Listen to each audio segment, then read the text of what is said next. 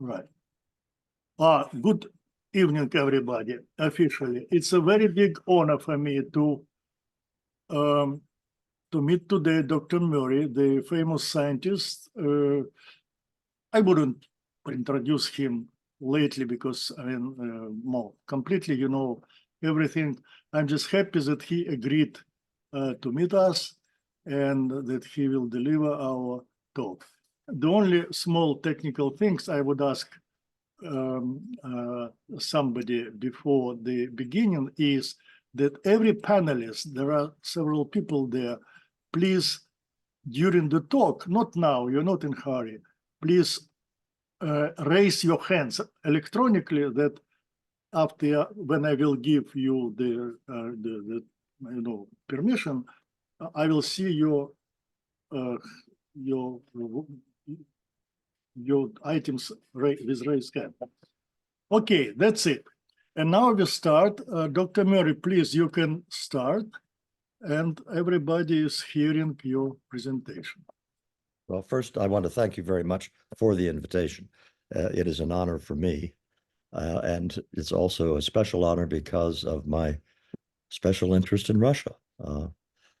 I majored in Russian history as an undergraduate. I learned Russian. I subscribed to Pravda for my entire senior year at Harvard because I was writing my senior thesis on the Soviet press. And that interest the interest in Russia has continued since then. I've made 3 or 4 trips to Russia. And just last week, I returned from Belgrade, where my son married Alexandra. I won't give her last name over the internet, from Moscow, grew up in Kazakhstan, is now living in Belgrade instead of Moscow for the same reason you are living elsewhere than Russia. It was not a good idea for her to stay in Russia after the invasion of Ukraine. But we love our new daughter-in-law. She's a wonderful person. And so I come to this group, as I say, with a special interest. I want to point out a few things as I get started. One is, as the others have been told, I'm recovering from a cold. My voice is going to get hoarse and probably hoarser over the next couple of hours. And I will occasionally be coughing, and I apologize for that. It is also true, and I've told Igor this, that I will probably start to fade after a couple of hours. I am the same age as President Biden, and it's not that I will become as incoherent as he was, but it's also probably true that at some point in this, I'm going to have a harder time thinking of things I intend to say, and I won't be able to come up with names and thoughts.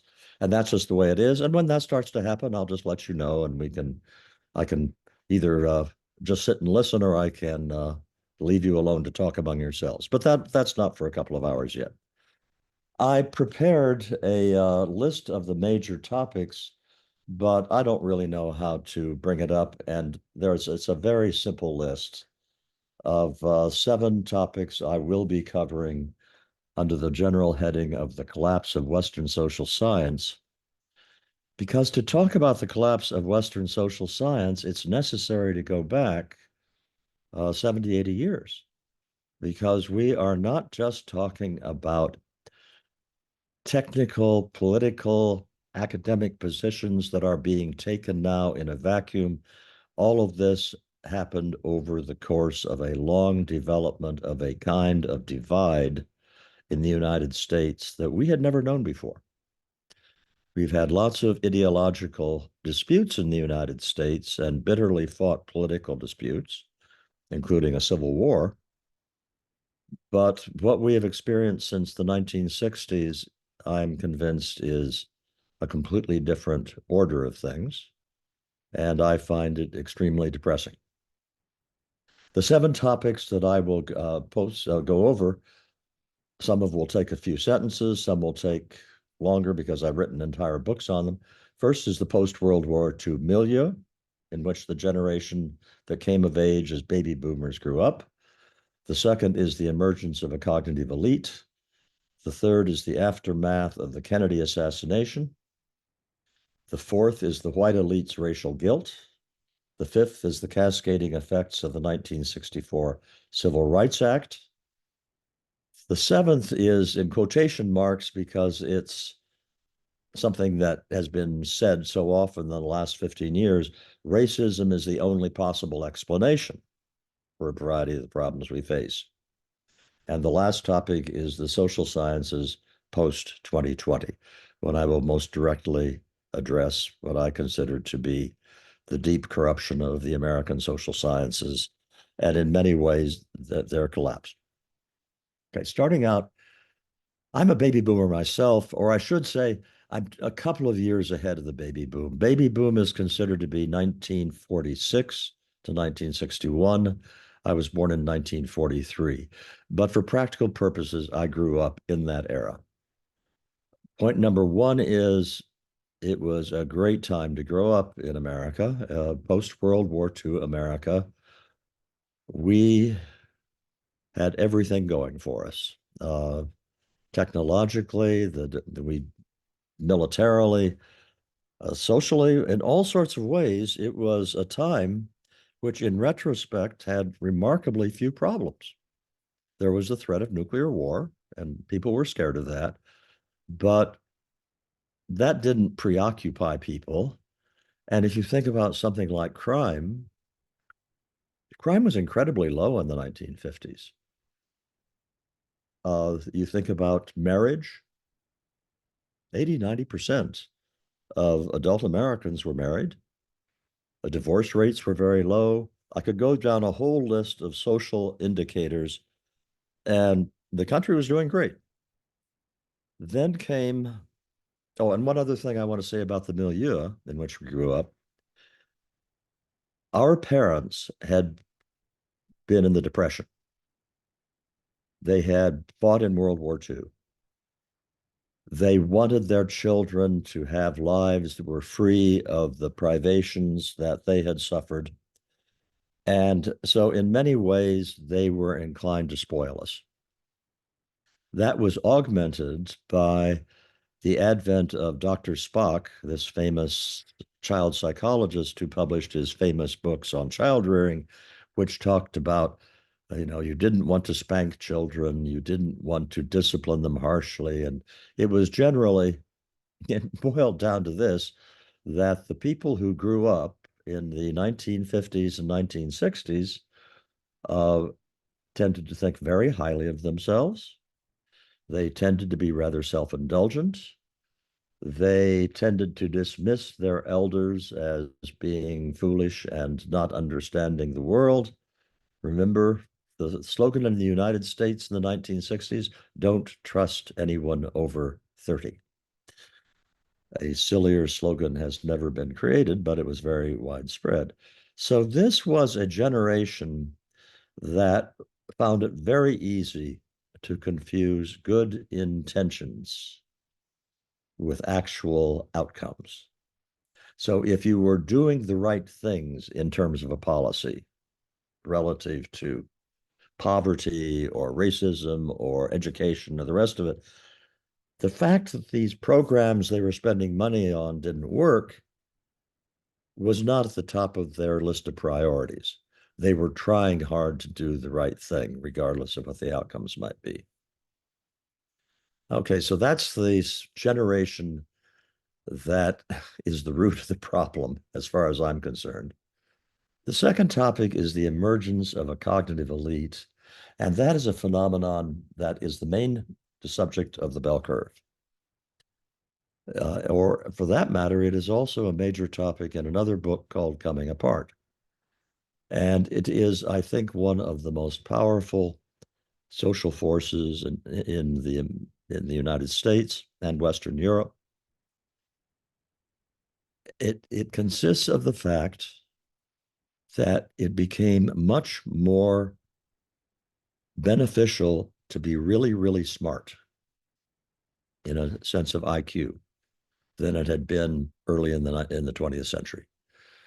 Early in the 20th century, if you were smarter than your fellow farmer, and most Americans were farmers, yes, you might be a more successful farmer, but there wouldn't be that much difference.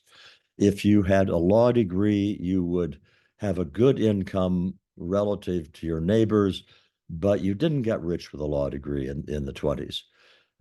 If you were someone who had exceptionally high mathematical ability, but you didn't have any other social skills or business skills, what were you going to do to make a living? You could be a math teacher. You might be able to get a job as an actuary somewhere, neither one of which is a particularly well-paying job. Take that same person, a person with exceptionally high mathematical ability, and now it's the year 2000, let's say.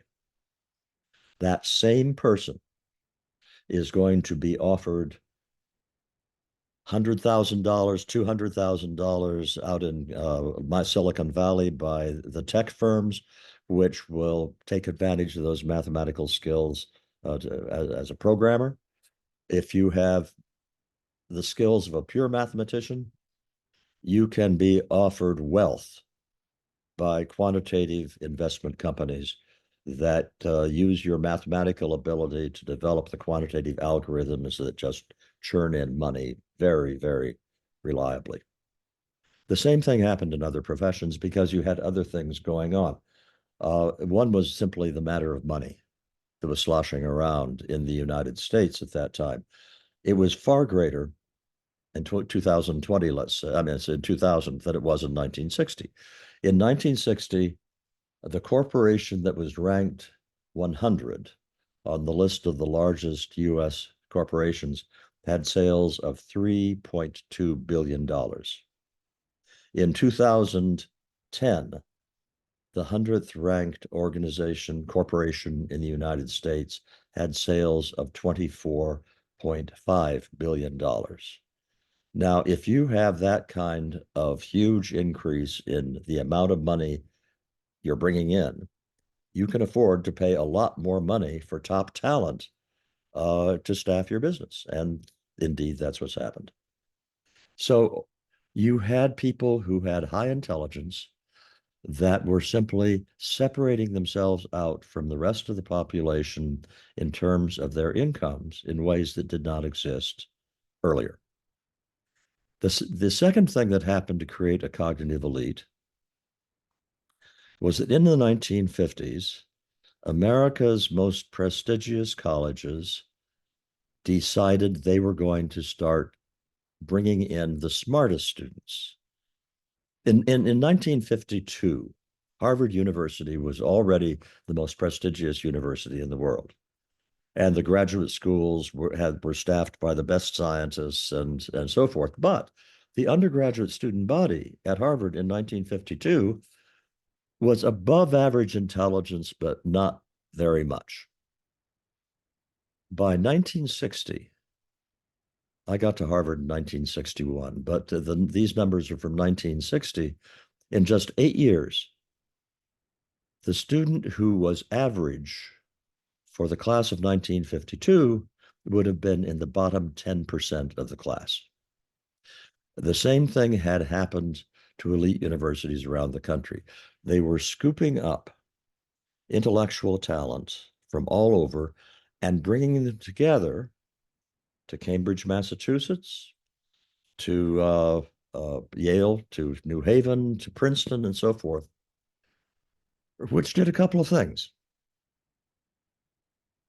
One is it facilitated the development of an intellectual culture that was very different from the intellectual culture of 1952 Harvard. 1952 Harvard had a lot of socially prominent children, and they had their kind of culture. It had some very smart kids, and they were off in a corner.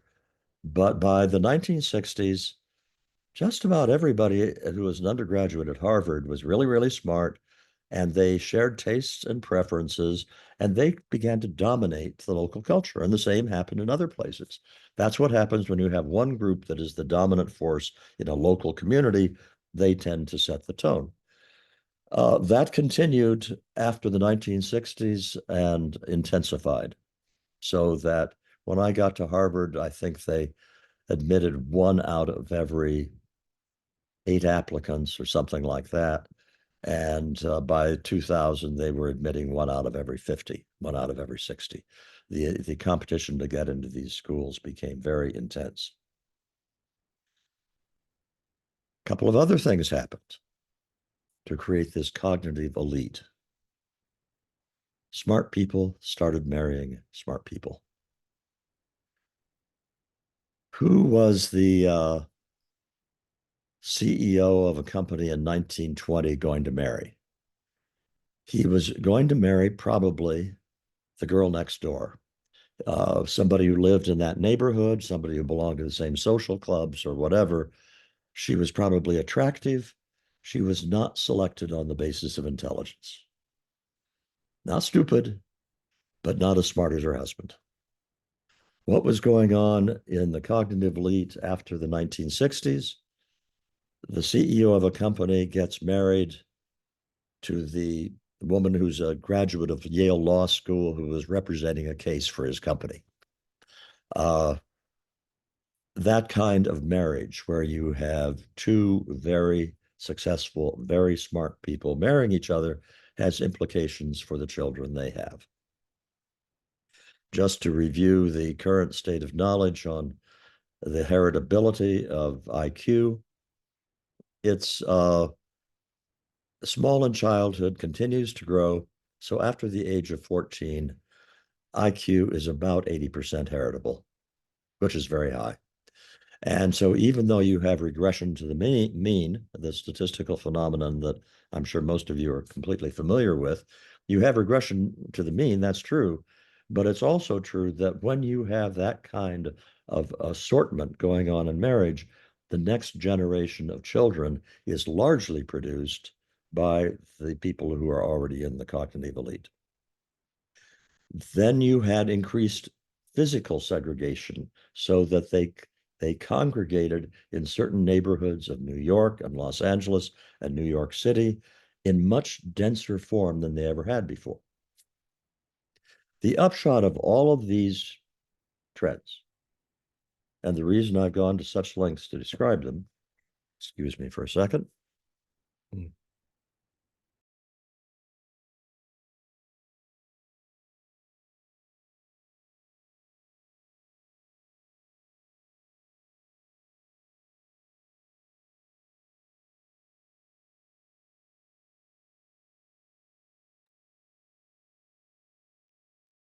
You can now unmute.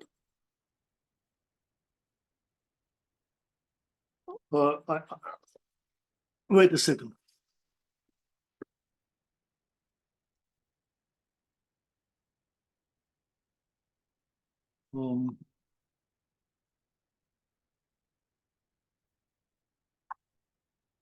You hear me, right? But ask to, okay.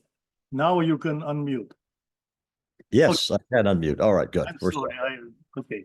That's all right. We're set. Sorry. Something always is a glitch in a Zoom meeting. It's never fails. The reason I'm spending so much time on this is that this culture of the cognitive elite became remarkably homogeneous politically as well as intellectually. And it was very pronounced on the left. So that we're talking now not about mild liberalism. We're talking about people who saw themselves as, if not actual socialists, as something reasonably close to that. And another aspect of their political belief system was a very adamant, radical kind of concern about racism. And that leads me to the next of the topics I want to talk about, the aftermath of the Kennedy assassination. This won't take very long.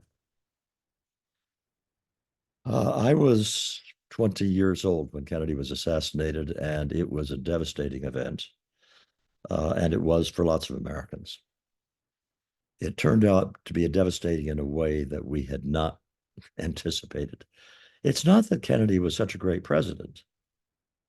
It is that he was a mediocre to good politician, but he was incapable of manipulating Congress in any serious way. He just wasn't that good at it. Lyndon Johnson was an all-time genius at manipulating Congress and dealing with Congress.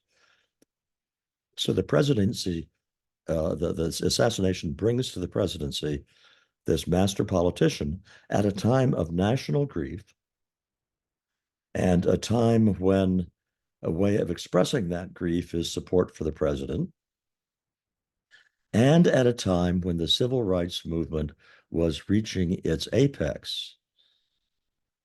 A few words quickly about the civil rights movement.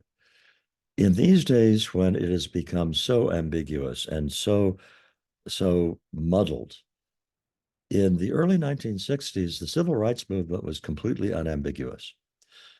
Blacks had been held back in the United States, first under slavery and then after slavery. They had been oppressed in a variety of ways, both involving physical violence, but even more important, just economic discrimination and social discrimination. Their cause was righteous. I agreed then and I agree now that it was righteous. So did everybody else. But what that meant was that in the aftermath of the Kennedy assassination, with all of this political support, all of the cautious voices were stilled.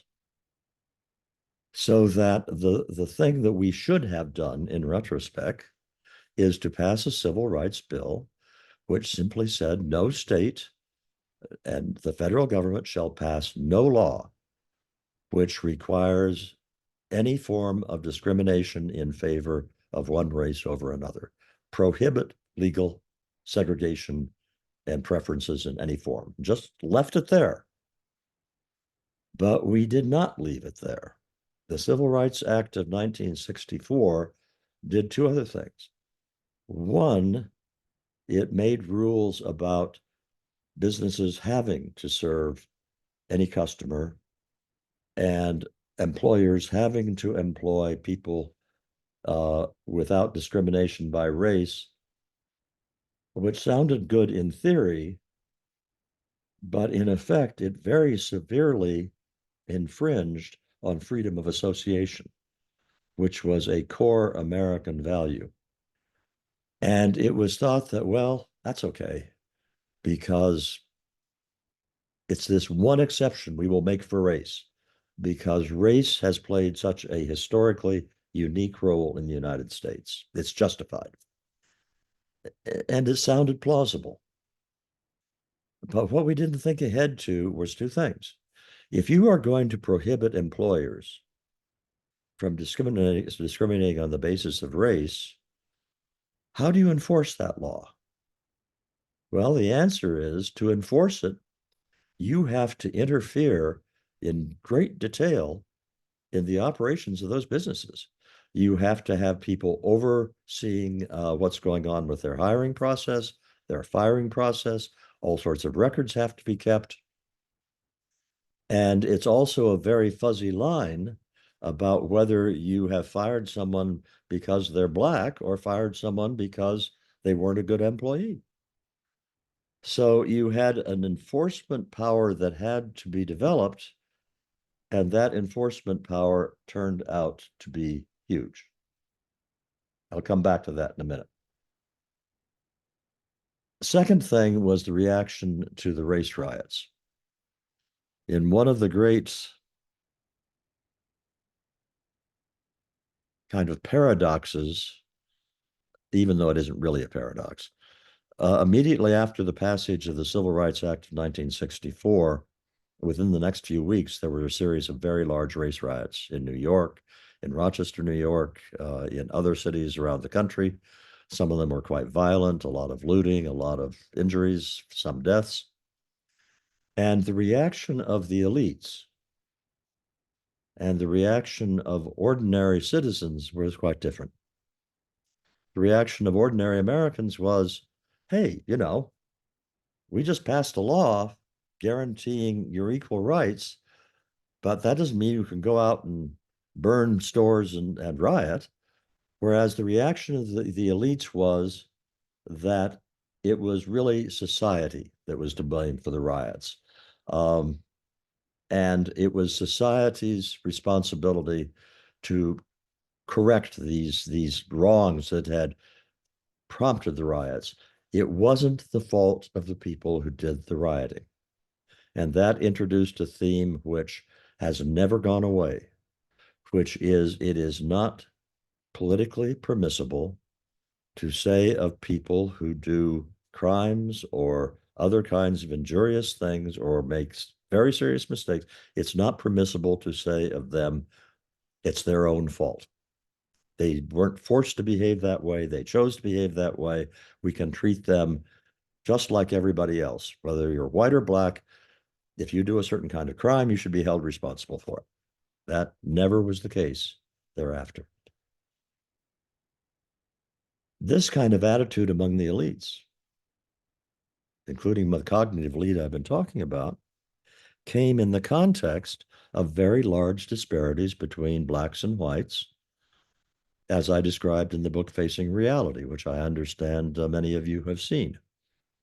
Even in the early 1960s, blacks committed crimes, especially violent crimes, at multiple rates of the white rate. Even in the 1960s, even though the data were not particularly good, it was recognized that there was an intellectual gap in means on standardized tests between whites and blacks. And this difference existed.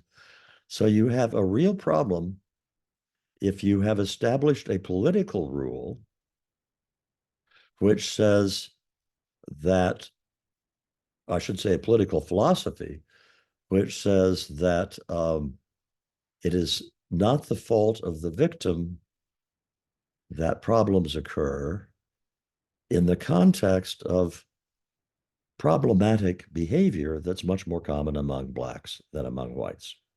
And that tension was already visible in the late 1960s and continued to increase. Now, I want to return at this point to the effect of the Civil Rights Act of 1964 and the cascading effects of it, because they were much different than anybody had ever anticipated. I'm going to give you a direct quote from the best book that's been written on this. The book is called The Age of Entitlement, America since the 60s, and it's by a very fine social commentator named Christopher Caldwell. This is a quote. The Civil Rights Act of 1964 was a legislative repeal of the First Amendment's implied right to its freedom of associations. Over decades, it polarized the political parties and turned them into something like secret societies, each of them loyal to a different constitutional understanding. Democrats could not acknowledge or even see that they owed their ascendancy to a rollback of the basic constitutional freedoms Americans cherished most. Republicans could not acknowledge or even see that the only way back to a free country of their ideals was through the repeal of the civil rights laws. The combination was a terrible one, rising tensions along with the society-wide inability to talk or think straight about anything.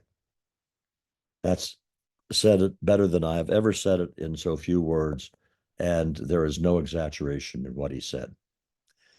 It was at that same time that affirmative action came into place, and you had an outright contradiction in the law. Federal law said explicitly, you shall not discriminate on the basis of race, and federal law said you shall give preferential treatment to blacks in order to have an appropriate number of blacks in your workplace or in your classroom. You can't do both at the same time. Either you do not discriminate on the basis of race, or you give preferential treatment. And one of the ironies of all of the stuff that is controversial about race now in the United States is all the illegal behavior that is going on in the form of racism, not against blacks, but against Asians and whites. I will come back to that later. Well, skip ahead now to the 2000s. The problems created by racial tensions was a very slow simmering pot. And in many ways, the 1990s, the 1980s and the 1990s, and the early 2000s, it was almost as if the nation had reached a way of living with this. There were signs in many ways of a lot of progress. You had very visible Blacks in positions as major announcers on news networks, as major scholars in good universities. But at this time, these people were really good at their jobs. So you did not, I'm not saying they didn't get any preferential treatment, but the fact is they were good. So you didn't look at them and say affirmative action is evil because it's promoting incompetent people into positions. That was good. When you did polling data about attitudes toward race relations, whites and Blacks alike, large majorities thought that race relations in the United States were good. In 2008, we elected a Black president of the United States. So in 2008, there was reason to think that maybe we could put this behind us sooner or later. And Barack Obama, in fact, had campaigned on that kind of message. He did not govern that way, but he had campaigned that way. But at the same time, there was within the universities a new intellectual movement, new ideology that had been taking shape. It began in academia as what is called intersectionality and critical race theory. Very briefly, intersectionality is the argument that you can't judge a person solely on the basis of their race or sex, but a Black woman suffers from two kinds of disadvantage, being Black and being female. And if she is in poverty, she suffers from a third kind. And you have to think in these terms of these interacting disadvantages. Critical race theory is what we now call woke. And it was somewhat different in the following respect. Affirmative action originally had made the appealing statement of Blacks have been not given a chance for a long time. Let's give them more of a chance. It's the good thing to do. Let's do it. Critical race theory didn't say that. Critical race theory said explicitly, whites are the cause of our problems. Not only are whites the cause of our problems, it is only whites who can be racist. If you are not white, you cannot be racist. It basically, what we call woke, basically demonizes whites and has a policy agenda of equal outcomes, not equal opportunity. So that if there are unequal outcomes, if there is a smaller proportion of Blacks who are physicians than the proportion of whites who are physicians, that is evidence of racism. And that is sufficient evidence of racism. And the way you fix that is by not admitting whites to medical schools and admitting enough Blacks and ending up with the proportions you're looking for. That's very radical stuff. When it first got started, it was entirely within academia. Nobody outside academia had heard of it. But by 2012, it was more visible. By 2012, you had a lot of whites who were disillusioned by the way that Barack Obama had actually governed. And then around 2013, 2014, this whole woke critical race theory ideology came out in the open. It was very successful in essentially co-opting the left wing of the Democratic Party. It became a politically powerful force. And beneath the surface, was a great deal of resentment building up among whites to this. Lo and behold, what do you get in 2016? You get Donald Trump.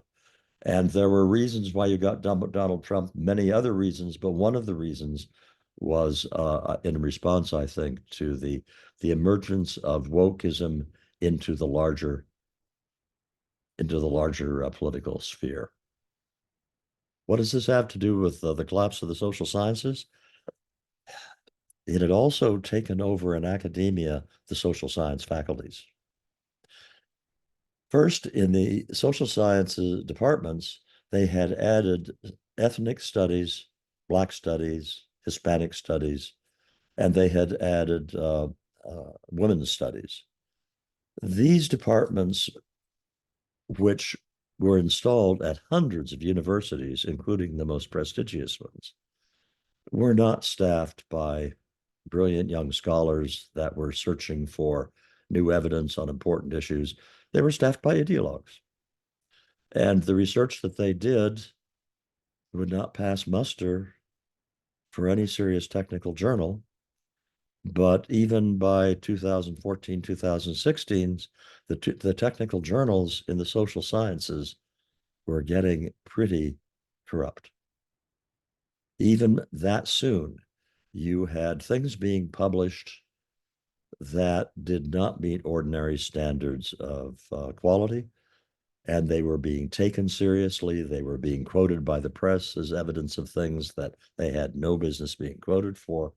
And you had the beginning of a deterioration which continued to spread. Not all faculty members participated in this, but if you did not participate in it, as of 2016, 2018, you were socially ostracized. And if you are on a college campus, even if you have tenure, nobody wants to be considered a pariah.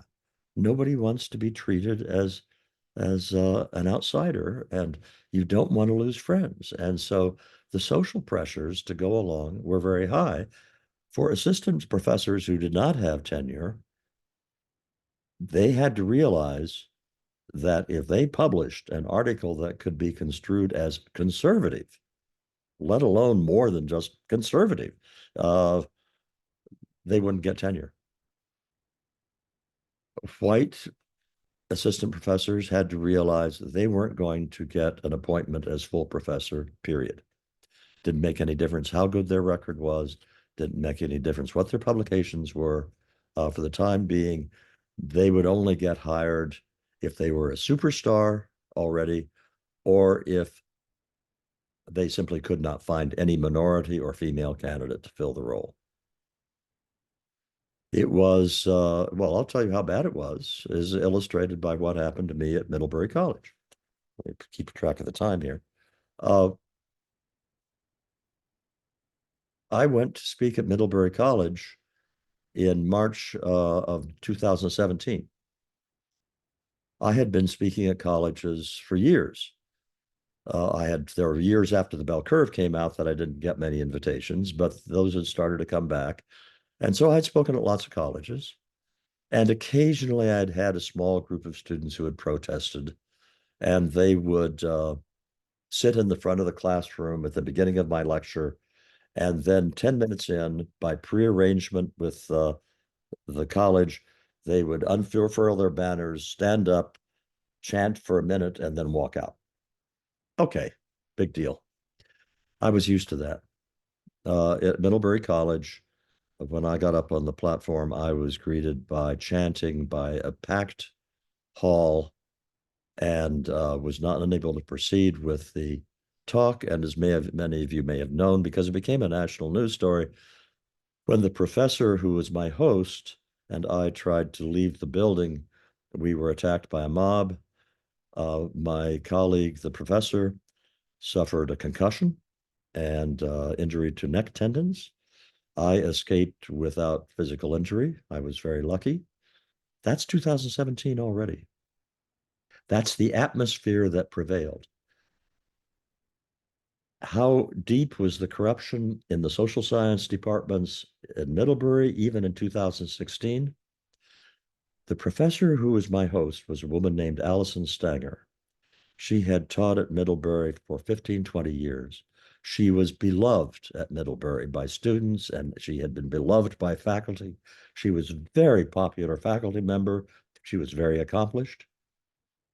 None of her colleagues, I take that back, there were one or two who did. With the exception of one or two, her colleagues refused to say publicly that what had happened to her was wrong. They refused to condemn publicly their colleague being physically assaulted by student protesters. That's pretty close to what I would call collapse, and that's 2017. However, we can move on to the social sciences since 2020, because in 2020 we had another event, and that is the George Floyd killing in Minneapolis in 2020, followed by huge protests around the country, and the introduction of DEI, diversity, equity, inclusion, which codified the notion that racial and sexual gender diversity is a good in itself. It must be achieved no matter what. And the result must be not equality of opportunity, but equity, which the movement defined as equal outcomes. Some of you may be on college faculties or living in college communities and are already familiar with a lot of this. So I apologize if this is an old story to you. But this quickly became something that looked like it came out of the Soviet Union. You had faculty members required to sign oaths pledging their support of DEI, literally pledging their support in very extreme, explicit ways. And if they didn't sign, their jobs were in jeopardy. Sounds familiar to many of you, I'm sure. But this was not at one or two schools. This was all over. It was spreading. The degree of de facto censorship of topics you could study in the social sciences deepened, so that for many years, it had been a problem to talk about intelligence and race differences. That had been true since the bell curve. That continued, but now it also became impossible to talk about things in genetics that might involve genetic differences in anything, whether it was not just IQ, but in any trait or characteristic whatsoever. The development, and let me back off for a second. Since I mentioned genetics, you should be aware, if you aren't already, that the revolution in the state of knowledge about genetics since the genome was sequenced in 2003 has been phenomenal. And it has been non-linear. In 2014, I think at that point they had identified 3 or 4 sites that were statistically, genetic sites, that were statistically associated with IQ. That's now tens of thousands. They had identified a matter of hundreds of the role of other genetic sites. Our knowledge as of 2014, even though the genome had been sequenced for 10 years by that time, was still getting very slowly off the ground. And I plotted the curve of the increase in the number of genetic variants that have been identified and identified as associated with different kinds of physiological and cognitive traits in the book Human Diversity. You can find it in a chapter there. It is a steeply rising nonlinear curve, and it has continued to, well, I don't know how much it has continued to rise. The fact is that by 2020, we were already seeing, and Human Diversity describes the story of how we got there.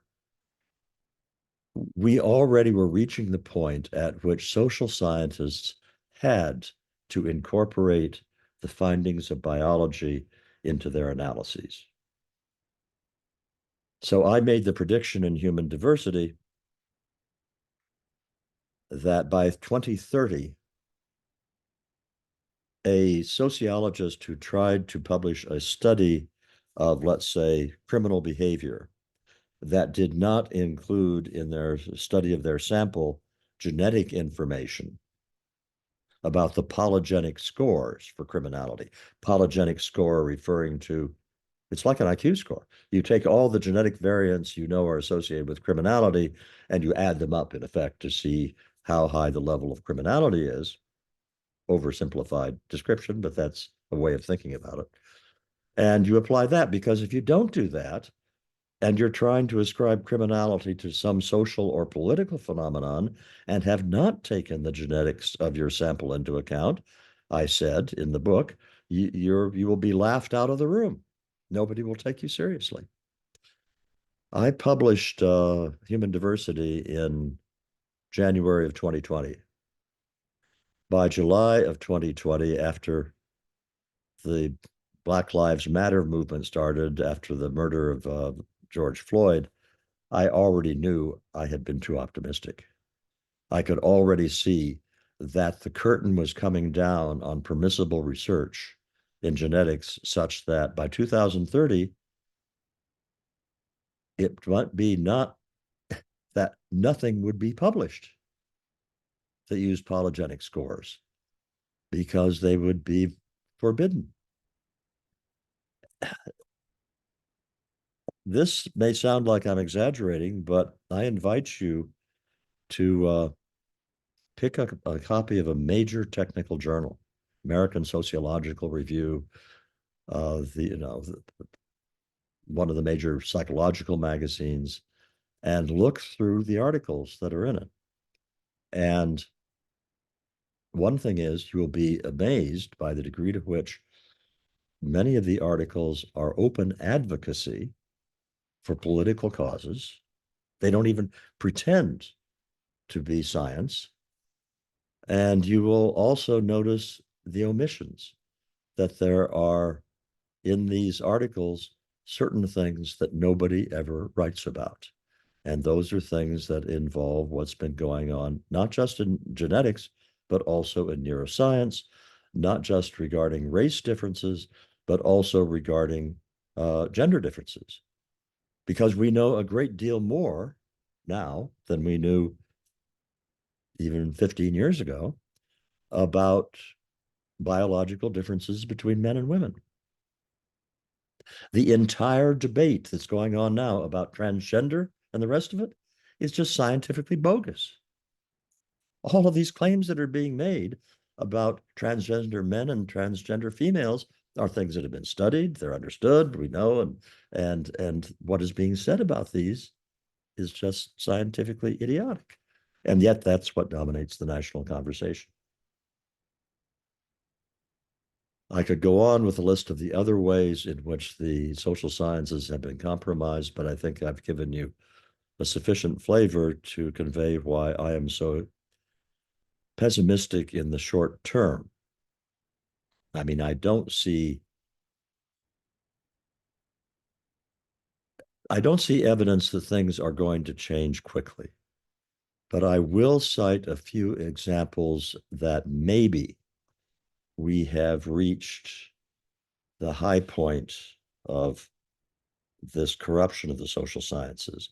One of the evidences of this is what's been going on at Harvard University, where Claudine Gay was fired as president. She should have never been appointed in the first place. She is not either a brilliant administrator or a brilliant scholar. Also at Harvard University, you have had the faculty forming associations trying to reinstall traditional notions of scientific integrity and science as the search for truth. That's true at some other universities. Several universities have withdrawn their requirement for faculty to sign DEI statements. Several states have passed laws saying universities may not hire DEI staff. Whether those laws are actually enforced is another question. The Supreme Court has ruled that affirmative action that discriminates by race is illegal. It's going to be really interesting to see if that was enforced, because these universities like affirmative action. They like racial preference treatment. So a lot of, we'll know next fall when we look at the admissions data for the next class. I suspect what we're going to find is very small change in the proportions of Blacks, Asians, Hispanics, and so forth who are admitted, but so they won't completely ignore the Supreme Court decision, but they'll find ways to get around it. But the other thing that is happening that will be harder to get around is that the Supreme Court ruling will mean that Asians and whites will both be able to bring lawsuits much more easily than they could in the past. They'll be able to bring suit or bring criminal complaints about these universities violating the law, and the universities will have a much tougher time defending themselves, and they may be looking at large financial penalties if they do so. Those are all things that are somewhat in the positive direction. But it's hard to see how this entrenched culture of an elite that is so ideologically uniform is going to be overturned outside the university. And within the university, you simply don't have, it seems to me, a critical mass of faculty who are still committed to the principles of scientific inquiry. I will leave it at that. I do not like giving really long lectures, so I'm going to stop at that, and we will have plenty of time for discussion of these issues after we have a chance to hear from the panelists. So, thank you very much, Dr. Murray. It's short but very impressive explanation of what's going on. Let us start the discussion. As you know, there are several dedicated people, and I decided to use for the first time in the practice my own role to put myself first. Usually I do the very last one. I'm sorry to everyone for that, but let me quickly ask you several questions. They are divided, I mean, they're different, but I would try to do it very shortly. I wouldn't even talk. I would just ask questions. One question which I never exactly understood since your book, the bell curve, is that. And then I read the latest book, and still I don't have an answer. You, and not only you, always said that standard deviation for the bell curve, so I mean, in curve of intellect, is about 15. So my understanding was always that it is for the general population, not for the mixture of different races. My question is it different for each race if taken separately, or that 15, because 15 does not depend on the average level, it's just independent parameter, right, the standard deviation. So does it vary from race to race? What's your short answer, maybe? Oh, the same thing, sorry. It's for what reason? Would you like me to answer now or to? Yeah, one by one, sure. Short answer is that self-identified Blacks and whites have different distributions. Yeah. And the standard deviation for each race, within each race, is slightly smaller than 15. Depends on the specific test. But do they each form a bell curve? Yeah, they just form imperfect bell curves with overlapping tails, but different peaks.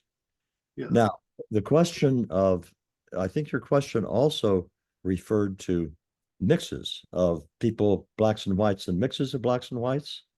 My question actually is, if you have 4 races, in theory, it should be 4 different standard deviations together with 4 different means. That's correct or not? It's not only correct, it is also the case that 15 refers to the standard deviation that is normed as part of the creation of an IQ test. So that is always an ideal, and the observed standard deviations for any population group very seldom correspond to exactly 15. In the terms of for races, you have somewhat different standard deviations, but not radically so, just a couple of points difference. So, okay, generally it's more or less accepted average for any type of things. Okay, it's quite technical. Now, Flynn effect, so-called Flynn effect. In your book, in your latest book, in fact, you demonstrated that it doesn't exist anymore. You showed the curve, which goes that it was indeed the reduction of the gap between the races, and then it stabilized. And the last about, what, 30 years, it's on the same level. Is it correct? Oh, it's always, wait a second. Unmute. Why it goes? Okay. There we go. Yeah. Yes, that's correct. The Flynn effect is a very mysterious thing, and I don't want to spend a lot of time on it to say that there are a couple of things that are widely agreed among people who study this. One is that it has very little to do with G being the general mental factor. It is associated with other aspects of functioning which don't load on G. So more generally, how do you get an increase in actual G? From environmental means, you get that when you go from no education to even a mediocre education. So you take a country where children get no education, and then you put in an elementary education system, the national IQ goes up. But short from that, we don't know how to raise IQ. And so from the beginning, the Flynn effect needed to demonstrate it was really an increase in intelligence as opposed to an increase in something else. And it has never been able to do that. Sorry. And you also have analyses that have been done by very good people, very sophisticated psychometricians, who say that the nature of the black-white difference and the nature of the Flynn effect are statistically fundamentally distinct and orthogonal. They do not overlap. Okay. Now, I tried to read latest articles about the gap between white and blacks and others. And it looks like that the most convincing study was done by Lasker and others in 2019. So, and it shows that it has the black, I mean, the gap itself is not disputable. It's proven thousands times in your books. It was summarized, etc. But the debatable part is most likely debatable is about, is it nature versus nurture? I mean, this kind of things. So in that article, I found not only that, but they say that G is about 75% hereditary between those two, races at least. But people extremely hard try to debunk it. Whatever I see, so in here, well, in Wikipedia, they said, yes, they admitted the fact that intelligence is inheritable, admitted it. I saw it by my eyes, etc. But when it goes to races, it said they said unbelievable things that, okay, we admit that it's inheritable by 80%, but not between races, because there is so-called consensus that it's not because of heredity. It's unbelievable to hear, but they do. A couple of comments, please. Okay. Wikipedia, I use Wikipedia all the time. And if I use Wikipedia for English history in the 15th century, it's great. If I use Wikipedia to get an explanation of entanglement theory in physics, it's great. If I use Wikipedia on anything involving race, class, or gender, it's awful. It is completely captured because Wikipedia's staff and founders are extremely left-wing. And so any political topic on Wikipedia, don't bother. Now, let's talk about the technical critiques at this point of the genes versus nurture thing. Point number one, all of the articles with actual data and analysis are ones that are demonstrating the genetic sources of differences. There is no such thing as a technical article with good data that has said, we have good data that refutes the argument that IQ is largely genetic and that the race differences are genetic. That doesn't mean that the problems have been solved, because you have this problem of transportability of genetic data across races. The fact is that genetic sites that have one effect for whites can have a somewhat different effect for Asians, let's say, and for blacks. And so a major effort that's been going on among population geneticists is to untangle that and determine what genetic sites are transportable across races so you can compare them, and what sites need to be adapted relative to the specific race that's involved. And there's a lot of work left to do on that. If you were to ask me to what extent has the genetic hypothesis been proved, I would say 90%. I mean, the evidence for a major role of genes in causing genetic differences has become extremely extensive, and there is no counterbalance. I know that's a blanket statement. I am ready to be proved wrong. I'm saying there is no significant technical literature that's providing new evidence on behalf of nurture. Agree.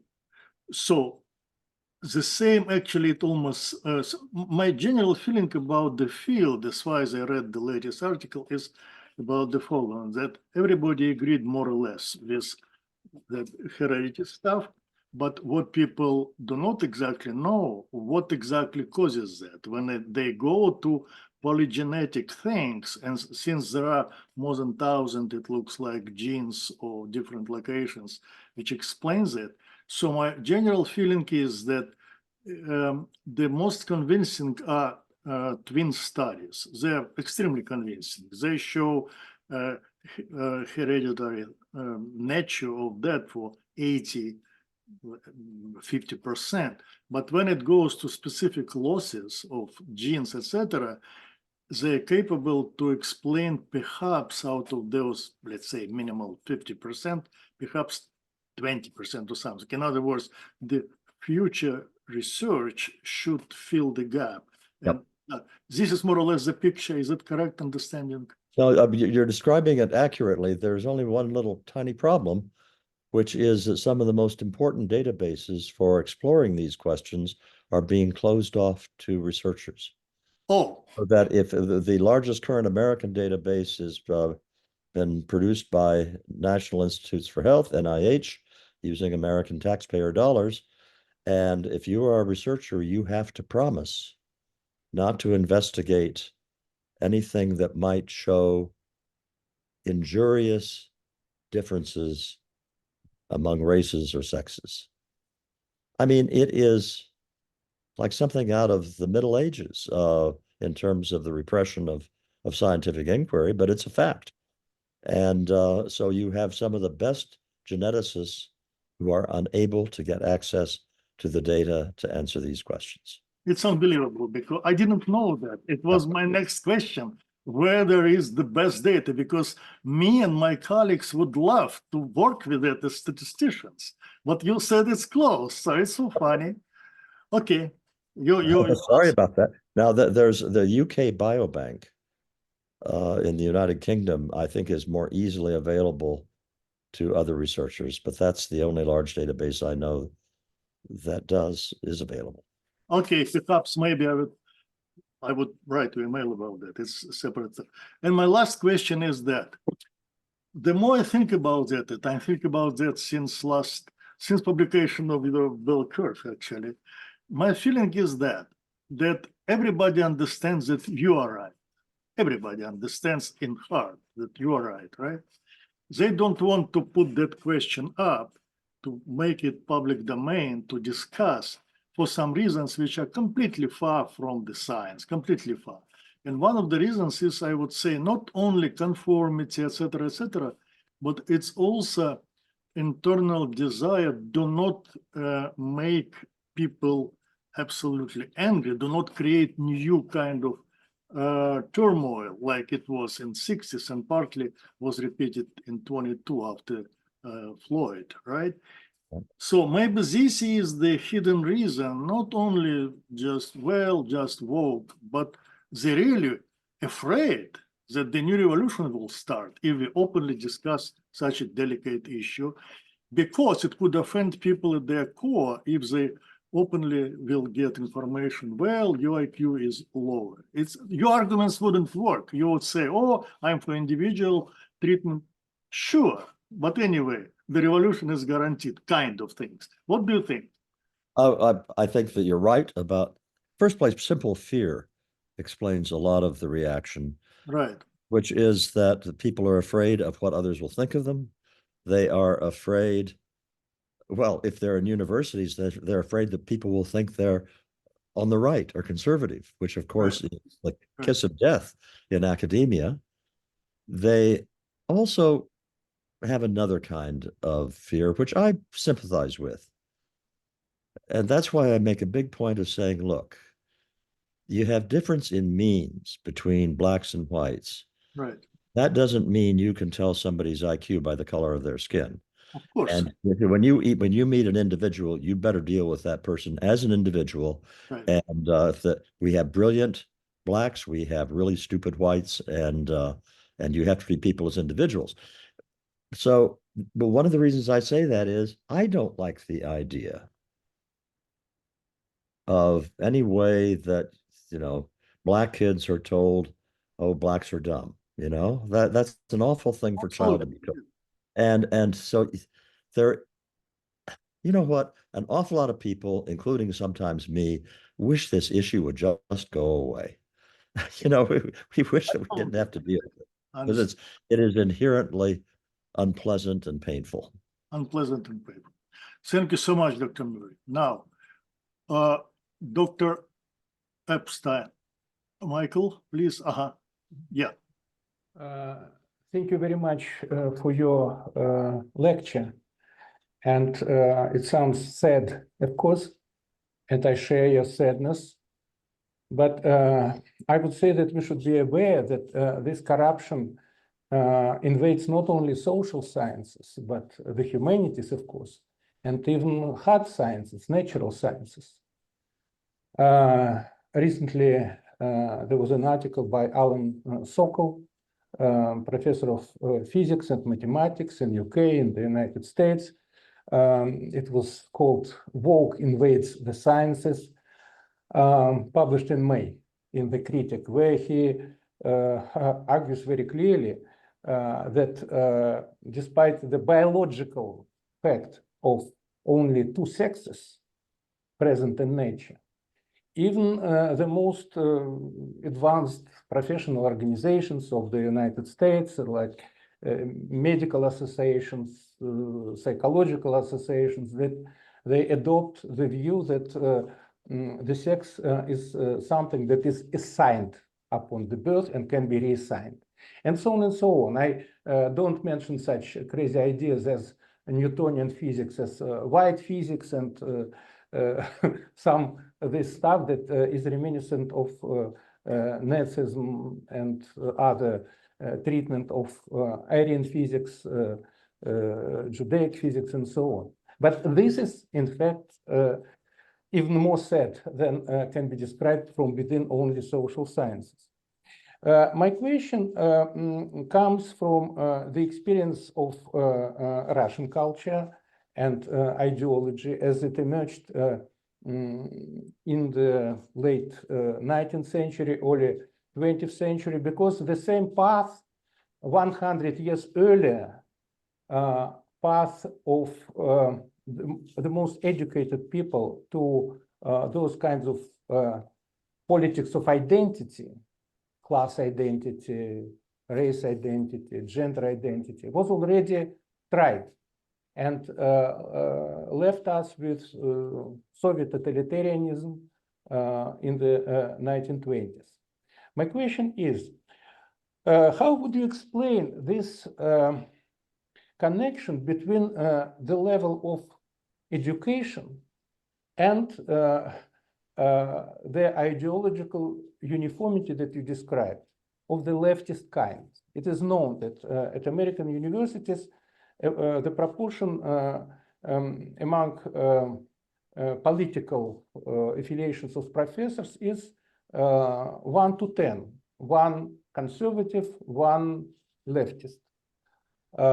And is there any affinity between academy as such, with most advanced levels of education, and this political bias that makes these people, us, to think in terms of identities, politics of identity, aesthetics of identity? It can be called not only politics of identity, but identicism in the larger sense of this word. Everything should be categorized, group thinking. It seems to be contradicting the very essence of education, as described by Hegel, movement from the abstract to the concrete.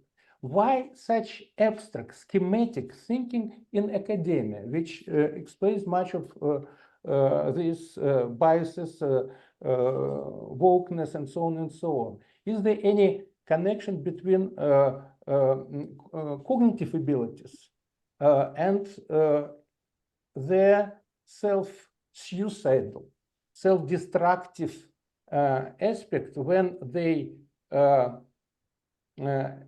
deny their own cultural basis, meritocracy, the advancement of individuals regarding scientific knowledge? Thank you for your patience to my questioning. If you're asking about some of the characteristics of intellectuals and categorizing and so forth, I don't have good answers to that. I have an answer that is not ironclad. I offer it speculatively. I think a lot of the political fallout of people who are highly educated and very intelligent and why they end up on the left goes to the nature of the French Enlightenment. Mm. And I contrast the French Enlightenment in this regard with the Scottish Enlightenment.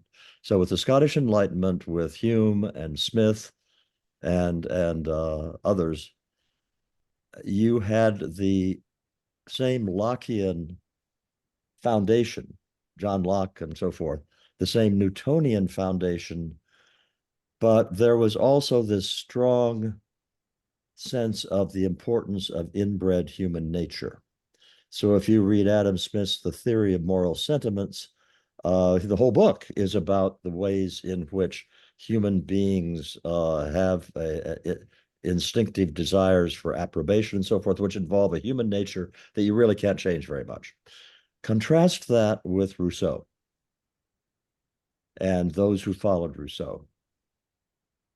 Rousseau says, you can mold human beings into anything you want them to be. And give them the right education and so forth, you control all that. That is very attractive to an intellectual. The idea that human beings are malleable and that with expert advice, an expert knowledge that you can do great things taking these imperfect human beings and making them better. And in doing so, achieving noble goals of prosperity and freedom and all this. The degree to which the assumption that human beings are malleable runs through all of the political movements from Rousseau through the utopian movements of the early 19th century, through socialism into communism. And it was an absolutely central tenet. And again, I suggest one that intellectuals love, because it puts them in a position of being the smart ones who are able to discover all this stuff that's going to make the world better. That is, as I say, a speculative explanation, but it accords historically. Well, you look at the foundations of sociology, for example, this is a case when you're 81 years old, all at once you can't remember the name of the founder of sociology. But anyway, he explicitly says that sociology is going to be this science which enables the creation of a better world, and the idea of a human nature is just a figment of our imagination. Behaviorism and psychology, same thing. Human beings can be changed by the right reinforcement schedules. Sounds to me like a political ideology which is tailor-made to the self-pride and the self-interest of intellectuals. Thank you. I have a lot of questions, but I will ask only one very short one. Would you say that meritocracy, though it emerged as a negative term, is what you would recognize as the desirable outcome in the movement of Western social system? Meritocracy in the sense that it is individual and his or her individual merits that should be put as the foundation for social promotion and political trajectory. Professor Epstein, I have to admit I did not understand a few of the words you used there. Meritocracy. My memory is not very good, for one thing. I'm sorry. Meritocracy. Meritocracy. Okay, good. That's it, yeah. There is a wonderful book written by Harvard social philosopher Michael Sandel called The Tyranny of Merit, or something like that. And he talks about the downside of meritocracy in very interesting ways, which are similar to the ways that Michael Young talked about the downside in his seminal book back in the 1950s, The Rise of the Meritocracy. And it basically goes like this. He's talking about human flourishing and the ability of human beings to live satisfying lives. And it says this: suppose that you are an English laborer in the 1950s, and you are a member of the working class, and you are never going to be rich. But on the other hand, you have lots of reasons for knowing why you're not going to be rich. You're not a member of the aristocracy. You didn't go to Eton and Oxford or Cambridge. And it's not that you're stupider or worse or not as hardworking as other people. You're living in a society where some people get more than others, and it's not fair necessarily, but it has nothing to do with your own virtues and demerits. Now go to a system where you have a complete meritocracy. So that, and in this case, that meritocracy will be based largely on IQ. And if you have a high IQ, you will go to the best schools, you will get the best jobs. If you don't have that high IQ, you won't. And the reason you aren't is very simple to explain. It's because you're dumb. That is very dispiriting, okay? Obviously, we aren't close to a perfect meritocracy, but it has gone far enough already that the major effect it has had, in my view, I'm speculating, is on the smart people. It's not so much, I live in a town in Maryland, which has blue collar workers, it has farmers, it has a few people like me with PhDs, but not many. I think my wife and I are the only ones, actually. And I can tell you that these people still have a lot of self-respect, and they look at me and they say, well, is Charles smarter than I am in terms of IQ? Yes. On the other hand, he does not know how to fix his air conditioner, and I do. He doesn't know how to fix his plumbing, and I do, because I have to go to his house and fix it for him. And so do they feel inferior to me? No, they don't.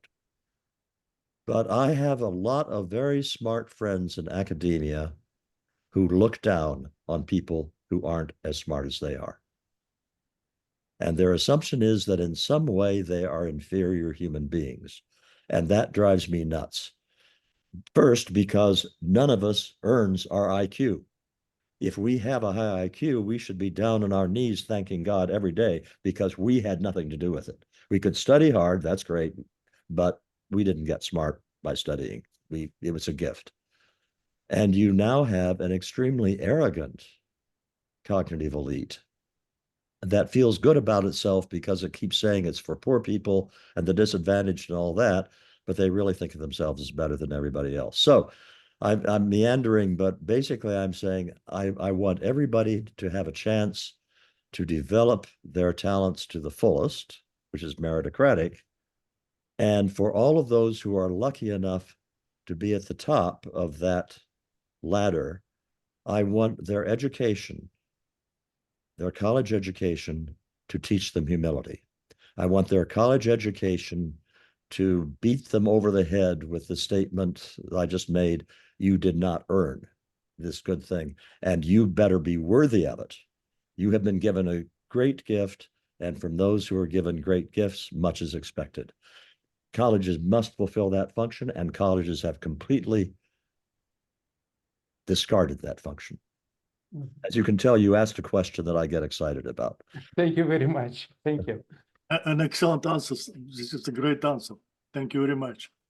Now, let me ask everybody in the group to in panelists raise their hands. Юрий, пожалуйста, сделайте электронную руку, я потом дам вам слово. А сейчас Юрий Ярымагаев, я имею в виду. Сейчас я ищу Голубовского. Я прошу вот тех, кто в письме упомянут. А вот. Oh, I'm sorry. I'm sorry, I'm speaking Russian. Okay. Dr. Golubovsky.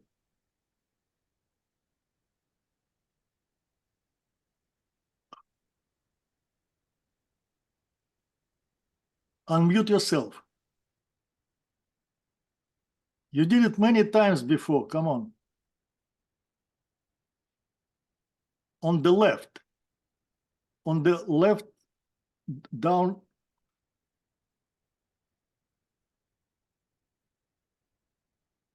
No. Слева. Now, Yeah. yes. Yes. Okay. Okay. So, Dr. Golubovsky is a genetist from California. Only some. I would like only remind that famous book, The Bell Curve, was published exactly 30 years ago. And then in the same team, I would like note the book of evolutionary psychologist Steven Pinker is Harvard, The Blank State, with subtitle, The Modern Denial of Human Nature. This subtitle is related to both books. The denial of human nature since that time does not disappear. It even became dominant in the social political landscape. And we see Orwellian manipulation of such concepts as racism, sexism, and deformed usage of diversity concept. It may be called as linguistic terrorism. So it is a few times, and I was going to publish this briefly publish racism, sexism, and diversity. I only being a geneticist, the following is obvious to me. There is no racism in recognition of various kinds of innate differences between people, including psychotype and intellect. European and Chinese people belong to same species, but who has been so a blonde, blue-eyed, and curly-haired Chinese man? But these interracial differences also concern psychological differences. So there is no racism in recognition of this fact. It is not this fact that lead to racism, but in its negative connotation, but various measure of social discrimination. So concern sexism and diversity morphology briefly. As a population geneticist, I know very well the importance of genetic developmental polymorphism for population well-being. Individual and races may fill all three niches in various environment. It is natural process, but it is hard to predict in advance its specificity and advantage. Certainly, the natural established diversity is positive for population and societies. However, an arbitrary bureaucratic reshuffling of social institute for the sake of racial diversity inevitably lead to negative result and new discrimination. Indeed, what are the reasons of obligate Black people enrollment in public institutes as a minimum 10–50%? So, and I would ask only one question. How does denial of human nature and genetics remind me Lysenkoism period in USSR, how it became dominant in the absence of Politburo and in the presence of free press? That's my question. Oh, now Yes. it always comes to mute regime. There we go. I'm back. I wish I had a nice, clear answer to that. One part of the answer is that the press is staffed now by members of the cognitive elite. Journalism in 1950, 1940 was a working class profession. A lot of journalists in those days hadn't even gone to college. And they certainly hadn't necessarily gone to an elite college.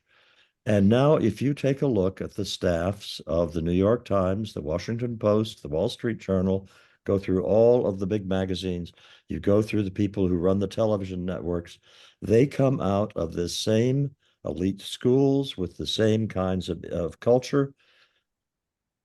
They are full participants in what you rightly describe as, using my word for it, it's a semi-conspiracy.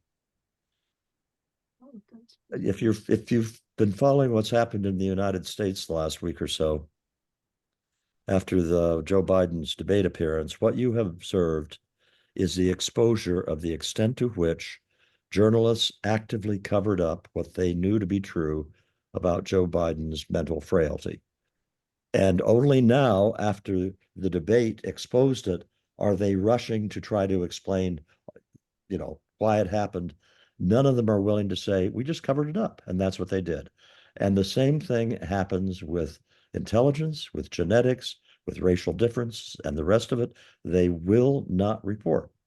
Now, you say, how did this happen in the absence of a Politburo enforcing it? Social pressure to be part of the you're in group is extremely strong.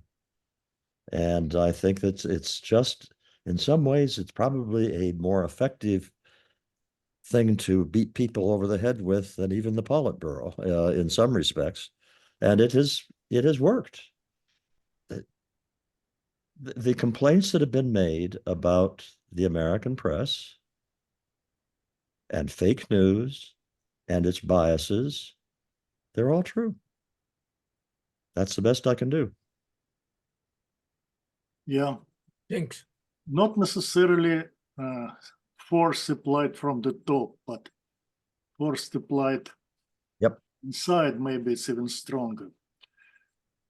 Victor Fett, please. Dr. Victor Fett, he is also a biologist. Yes, please, Victor. Thank you, Igor. Thank you very much. Do you hear me? Yes, yeah. Yes, Dr. Murray, thank you so much. It was a great pleasure and honor to listen to you. Of course, we are all familiar with your books, and I refreshed your basic ideas reading Human Diversity. And from the biologist's point of view, I teach evolution and genetics at Marshall University, West Virginia. Many things that you say are rather trivial to us who study animals. The problems start with human animal. And we strive to tell our students for decades, I'm doing this without any problems really, that humans are the most diverse and polymorphic species that we have. And surely enough, we have selection and geographic variation and all of that. But of course, social sciences departments are in different building and they don't hear us, and students have very little connections between the buildings. And so we all know. My question is rather practical. I could ask a lot about Denisovans and Neanderthals, but before I ask my practical question, just to thank you. You mentioned in the beginning that you have special connections to Russia, or what used to be the Soviet Union. And of course, everyone in this club also has this special connection. I guess everyone's native language is Russian here. And moreover, probably a large part of this audience right now is Ashkenazi. And you have written much more on Ashkenazi than on Russians. So all your genetic and social repercussions are very close to this public. But all this said, what practical avenues would you see? I know this is very hard, but what should we do? Do we have social structures like alternative programs like this club? Clubs like this, I don't know. I know there are not dozens and hundreds of them. I hate to think that Igor's club is unique in this sense. But let me ask, have you been invited to dozens? Does the structure even emerge? I hope it does.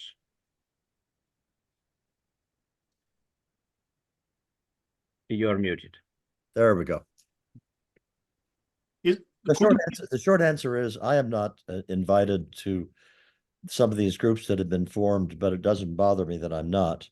For example, Jonathan Haidt, the social psychologist, has formed a wonderful group called Heterodox Academy.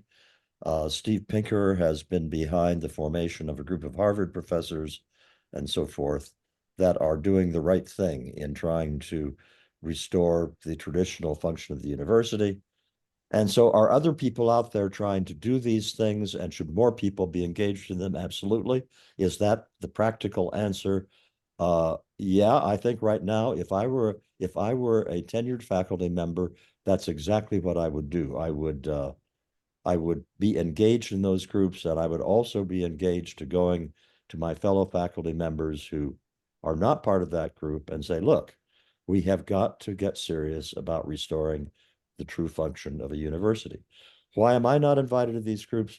Well, for one thing, I'm 81 years old and I'm sort of yesterday's person, and these are younger people, and that's the way of the world, and that doesn't bother me. Another thing is I carry a lot of baggage with me. I mean, in a lot of circles in academia, All you have to do is walk across to that other building where the social sciences are and mention my name and watch people screaming in terror at the thought of I'm in the presence of a person who's actually interacted with Charles Murray. So I do have a lot of baggage. And for me to be associated with any of these groups could very easily backfire in terms of their ability to persuade more faculty members. However, Professor, since you're a geneticist, time is inevitably on your side in the long term. You are not dealing in who has written the most persuasive ideological argument. You are dealing in SNPs. You're dealing in base pairs and population genetic issues that have true answers and false answers, and they are going to be discovered. That's going to be slower for a while. The barriers that are being put in the way are real. They aren't going to last forever. And they probably won't even last for more than another 4 or 5 years. Thank you. That's what you have going for you. Thank you. And I'm so glad that your presence in the science lasted long enough to see the genetic tools we have today. Oh, I'm so happy to have seen that. Yes. It was very different landscape when Lewontin and Gould talked about skin deep differences. The skin is very thick. One of my favorite things is what has happened to the reputation of Stephen Jay Gould. He was wrong in every aspect of human evolution and the timing of it and the rest of it. He was just absolutely wrong, and hardly anybody is willing to defend him anymore who knows what the scientific story is. That gives me great pleasure. Thank you. Thank you. I yield to next panelist, please. And Thank you. let me just comment to your comment, Dr. Murray, that when you said that time is on your side, Dr. Head, he is one of the most known specialists for scorpions in the world. So I believe your interpretation could be the future belongs to scorpions. So let's then yield. Dr. Illarionov, Dr. Andrei, please. So it looks like Andrei Illarionov, the very famous person in Russian community, he is in fact the only person representing the social sciences which are collapsed. Am I right? All others are kind of biologists, this and that. You are literally in the social sciences. Thank you, Andrei, for being here. Yeah. Thank you, Igor, for inviting me, and thank you for bringing this wonderful session together and inviting Charles to talk to us and give him a chance to share his views and ideas. And actually, Professor Murray also belonging to social science, but to the best part of social science that did not collapse. Right, right. Okay, so in using this opportunity, first of all, I would like to thank Charles for, maybe you already forgot, maybe not, for your visit about 20 years ago in Russia, in which I was in charge of, and for speaking to the Russian community, both in Moscow and St. Petersburg, and for enormous contribution to the Russian public back then. Not only through your books, but through your public appearance in front of the Russian public. Based on what you are talking today, I have some kind of 3 small questions, and based on the actually big one. It seems to me that what you have described, certainly for the United States, but it is also true for the Western community and Western civilization in general, it's a seeming giant contradiction between 2 parts of the story. On one hand, you have touched very impressive progress, increase in human intelligence, especially in the Western part of the world, that has been reflected in all those possible indicators, IQs, competition for Harvard or any other university, and so on. That's one part of the story. But on the other part of the story, you are mentioning one by one endless stories about the collapse of social science, which means of the collapse of intelligence, collapse of human intelligence. Whether you would touch, for example, the rise and spread of socialist/communism in the West, in the Western universities, mass media, state institutions, and so on, this is, you can call it the collapse of social science. I can call it the betrayal of human intelligence. Whatever is going with so-called climate science and fight against climate change is a just demonstration of collapse of science and the kind of betrayal of basic human intelligence. Racism, same story. DEI, work, some kind of censorship of freedom of speech, and so on and so on and so on. All those cases that you already mentioned, and everybody here in this room can mention many more, all of them are demonstrating the not only collapse of social science, but the collapse of human intelligence in this huge area of human thinking and human activities. So how can we explain, how you can explain this visible contradiction between the measurement of intelligence that it looks like going up and what we can see in front of our eyes, which is this total collapse? I would put forward at least three possible versions of this explanation. Certainly there are many more, but just at least three of them. First, we do not properly measure IQ and human intelligence. Something wrong in all those measurements. And that is why we cannot capture what is going on in this very substantial area. Second possible explanation, we need to distinguish strictly the progress in the so-called intelligence in hard science, mathematics, physics, chemistry, and so on, and the regress or devolution, degradation, and collapse in social science. And that is why those parts of human intelligence should be measured differently and should be different, maybe indicators and indices. Third possible explanation is the process of replacing social science in the West with ideology. And if ideology is replacing science, it means death of science sooner or later. And most of us who came from the former Soviet Union or from communist countries have seen it just literally back then. So now it's coming here, but this is a death of social science. But if there is a death of social science in these critical areas, it means the expecting and coming death of the Western civilization. We need to understand it.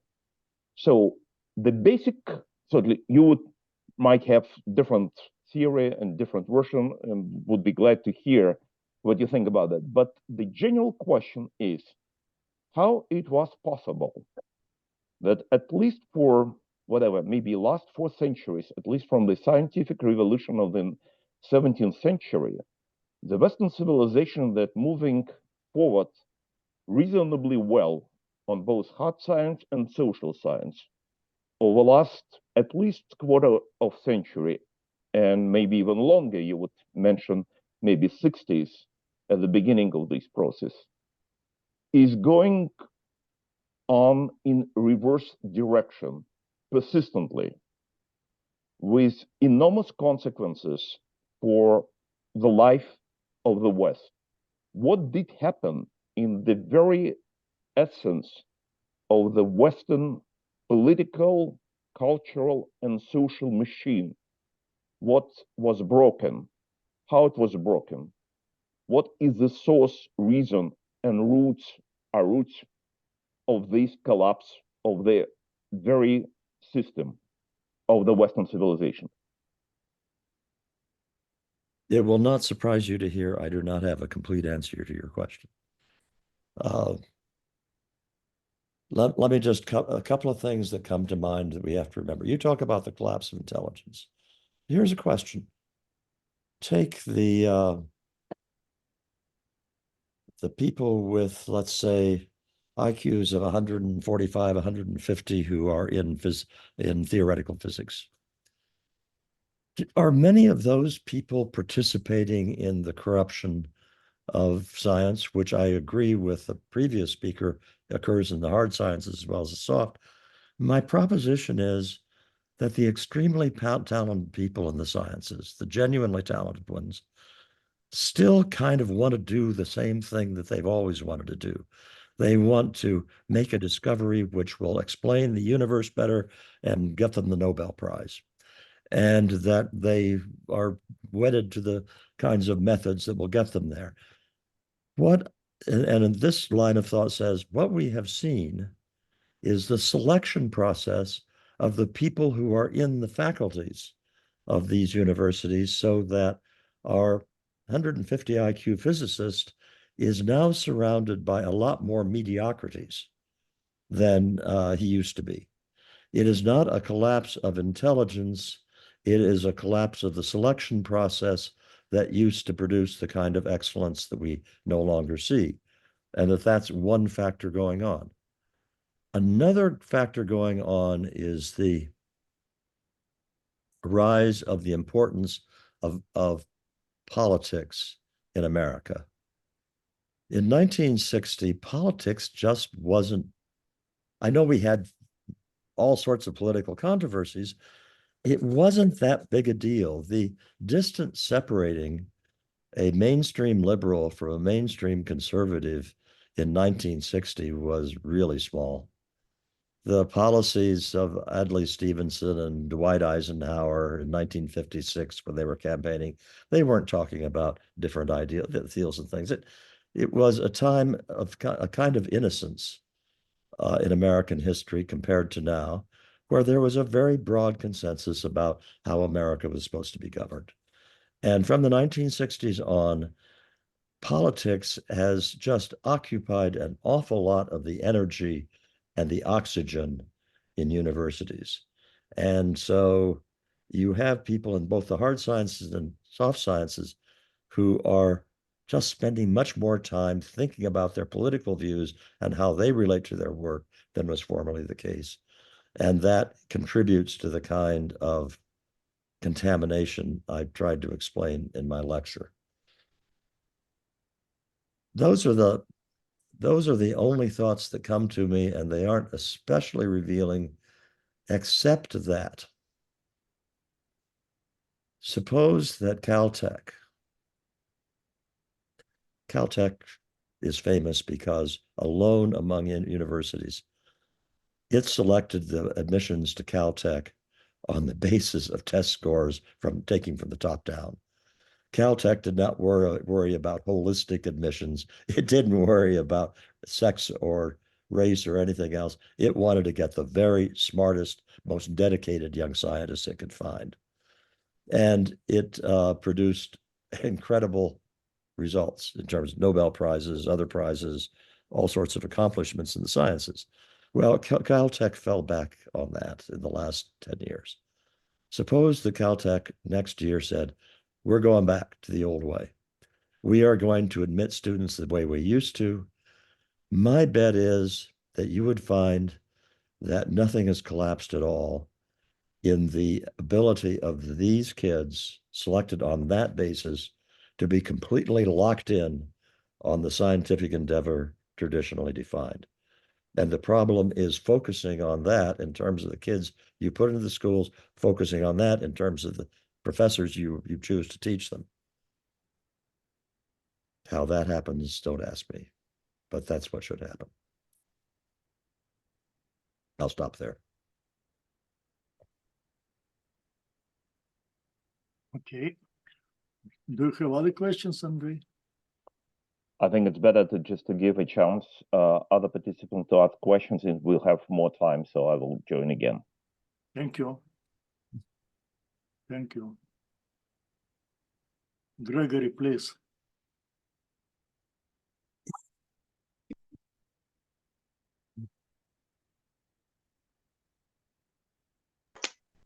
Okay, now Okay, okay. okay, just a minute. Gregory is a professor of chemistry, which is completely opposite to everything I know. Okay. Thank you for your excellent presentation, Dr. Murray. You know, in my field of science, physical chemistry and chemical engineering, the primary focus lies on group properties.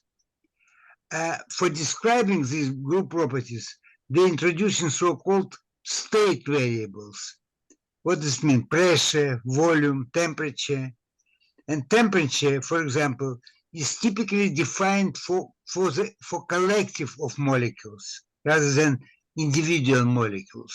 Doesn't make sense typically temperature of individual molecules. And this relationship between state variables is typically called as state equation. My question, short question, similarly, in the realm of social sciences, could we introduce analogous state variables and state equation? Good question. Oh, sorry. Why it always goes back? I don't understand.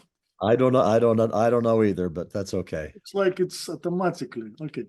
Well, you have asked another one of those questions that I get quite excited about. No, we can't produce anything resembling those state equations because social science is not really science. I mean, we think it's a big deal when we can have a regression equation with 10 independent variables and interpret that, or factor analysis or something, but very little of social science really rises to the level of science as you practice it. Now, I don't want to overstate it. There are people in my line of work who observe very high standards of falsifiability and replicability and the other standards of good science. But we don't know that much. I remember when I was in graduate school at MIT, which at that time, and still is, I think, one of the, I was in political science, and MIT had the top quantitative methods political science curriculum in the country. But one of my professors was a grand old guy named Lucian Pye, who was not impressed by all of these quantitative techniques. And he challenged his colleagues to give him one political phenomenon for which it was important to know more than the sign of the relationship. Was the relationship between the dependent and independent variable positive or negative? And after you knew that, the details didn't much matter. And the answer was, well, in an election, the number of votes versus of one candidate versus another is a really important quantitative measure. But his basic proposition has stayed with me. And I will put forward another challenge. Name me a finding in social psychology, in political science, in sociology in general, in anthropology, that has had an important effect, positive effect on our understanding of the human animal. And you know what? There are not very many findings that meet that standard. What do we really know about the social organization of cities and cultures that the sociologists have taught us that we didn't know in the 19th century? Not very much. In psychology even. What has psychology learned? I'll tell you one of the very few important findings in the social sciences is IQ and its measurement. That has been important. That has had a very large effect on a wide variety of things. What else? Well, you can say we have a better characterization of personality characteristics than we used to have. Okay, that's a significant accomplishment too. And I guess psychology is better off than than most disciplines in the social sciences for saying it's been worth it. But on the other hand, even with psychology, look at behaviorism. Look at all the blind alleys that behaviorism led down. Look at Freudianism.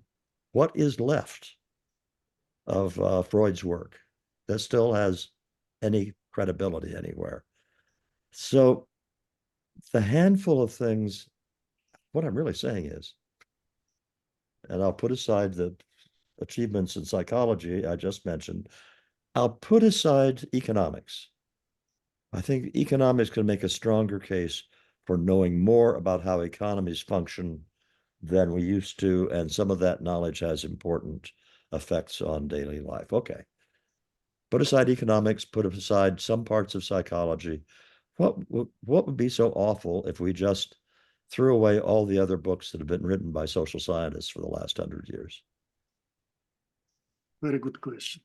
Yeah, and for that matter, suppose we stopped having the social sciences departments and instead said that there is this field of human inquiry, which is not hard science, but which has had some great thinkers write really profound and important thoughts, and is broadly speaking what we think of as philosophy, but also ethics and a variety of other things where we have great works.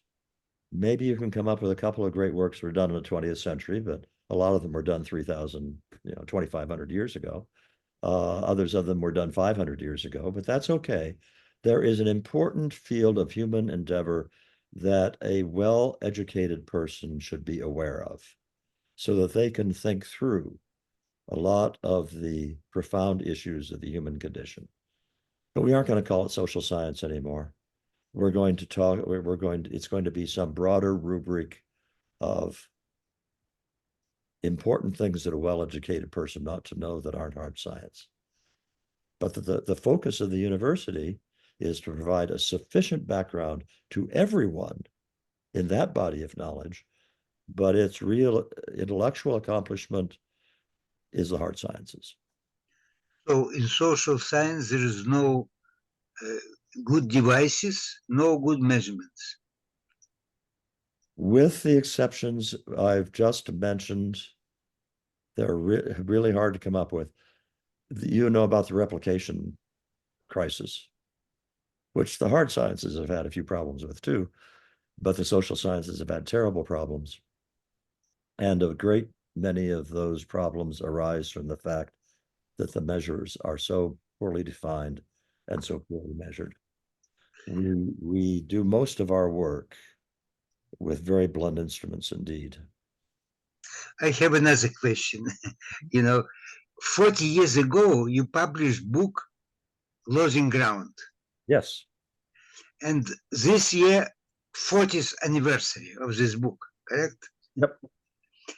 And you formulated 3 laws in this book.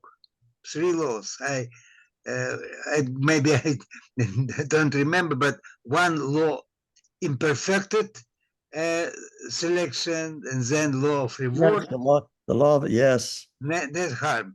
And what do you think about these laws? You still agree with these laws, and then maybe you're going to revisit these laws?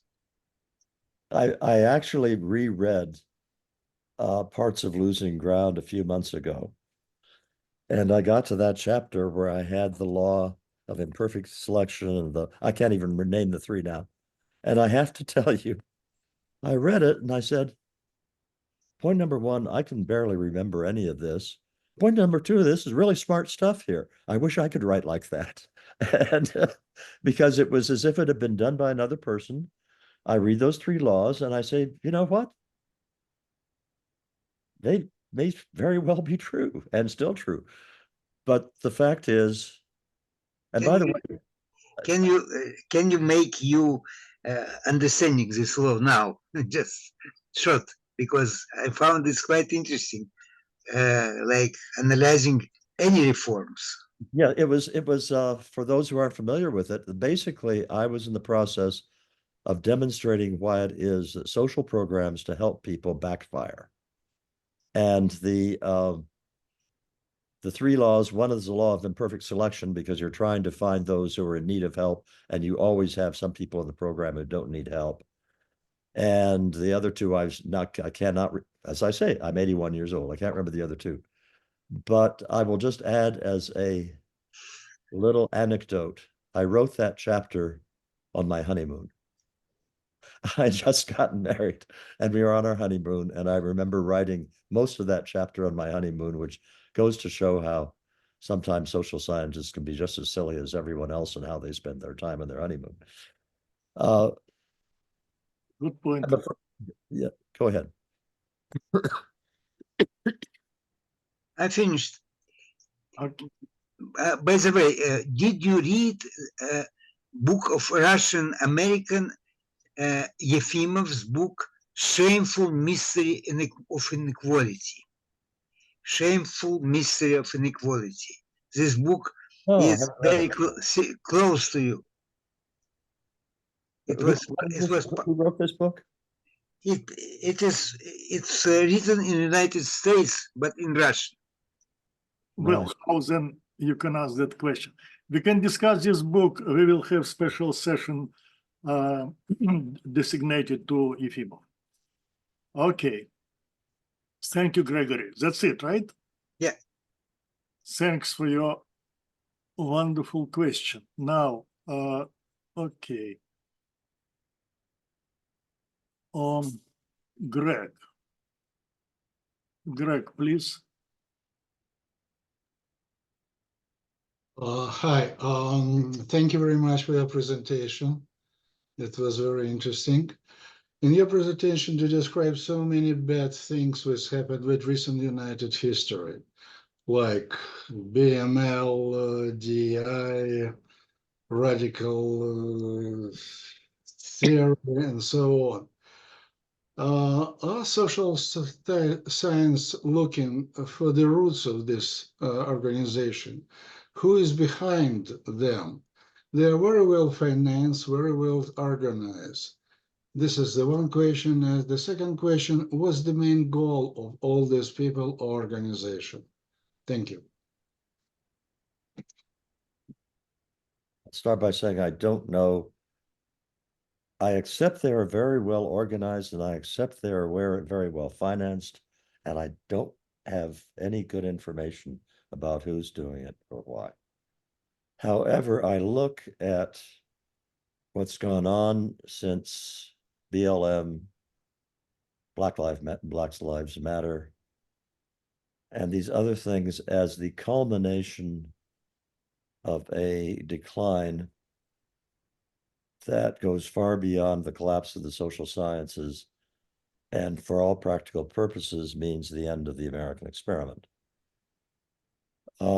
By the American experiment, I mean the idea established at the founding that people should be left alone to live their lives as they see fit, as long as they permit the same freedom to everyone else.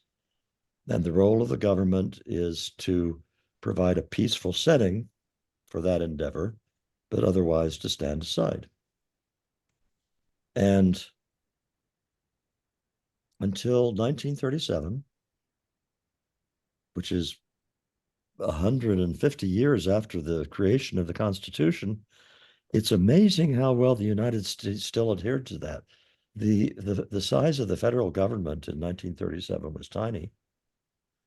And then you had some Supreme Court decisions which fundamentally changed the interpretation of key features of the Constitution. And those were followed by the 1960s, and bit by bit, that ideal of people, the old ideal of American freedom that we were so proud of, it has been eaten away and eaten away and eaten away, and the regulations have grown, the oversight has grown, the censorship has grown, the constraints have grown. And I think that it's actually been at least 10 or 15, 20 years that for practical purposes, the America of the founding is pretty much gone. And once that's gone, an awful lot of the energy that kept America healthy disappeared along with it. And I can't be more specific than that. But you asked a question in which I have very pessimistic views.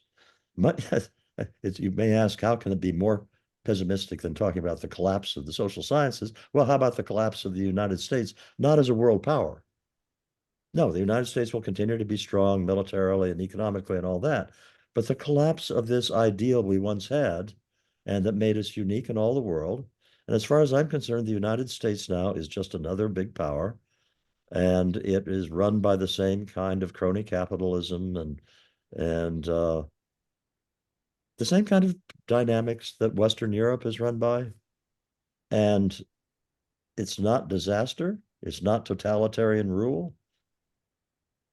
But it's not the ideal of what America once was. And so I look at what's happened the last 4 or 5 years as just a continued process that was set in motion and augmented by a whole bunch of things over the preceding 60, 70 years. I'm about as, I have to constantly remember that it is a cliche that people as they get old get pessimistic. And I would really like to think that my pessimism is just I become an old guy, and that's what old guys do.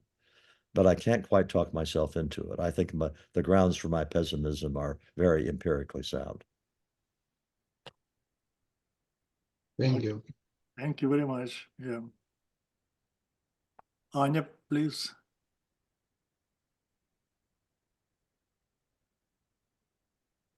Yes. Hi, very interesting. I've heard of your book and I read about it, not the book itself, quite some time ago. I'm into psychology and sociology as a hobby, which is sort of unusual hobby, but I think what is more unusual for this particular setting that I'm on the left. I'm moderate left, but I'm on the left, and therefore I'm maybe not a total exception, but nevertheless I can speak about us in a slightly more, so to speak, speaking of identities in slightly more favorable terms. All right, so this is that. Then you should also add that you are the woman. That I'm what? A woman. Yes, I'm a woman, but the next speaker is Jana, who is also a woman. Oh, I'm joking. Okay, good.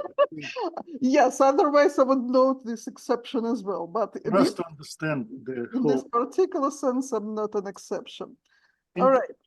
As you were talking and as you were answering questions, Charles, and you're an excellent speaker, by the way. I have to pay you the compliment that it's a sheer psychological and otherwise human pleasure just to listen how you talk.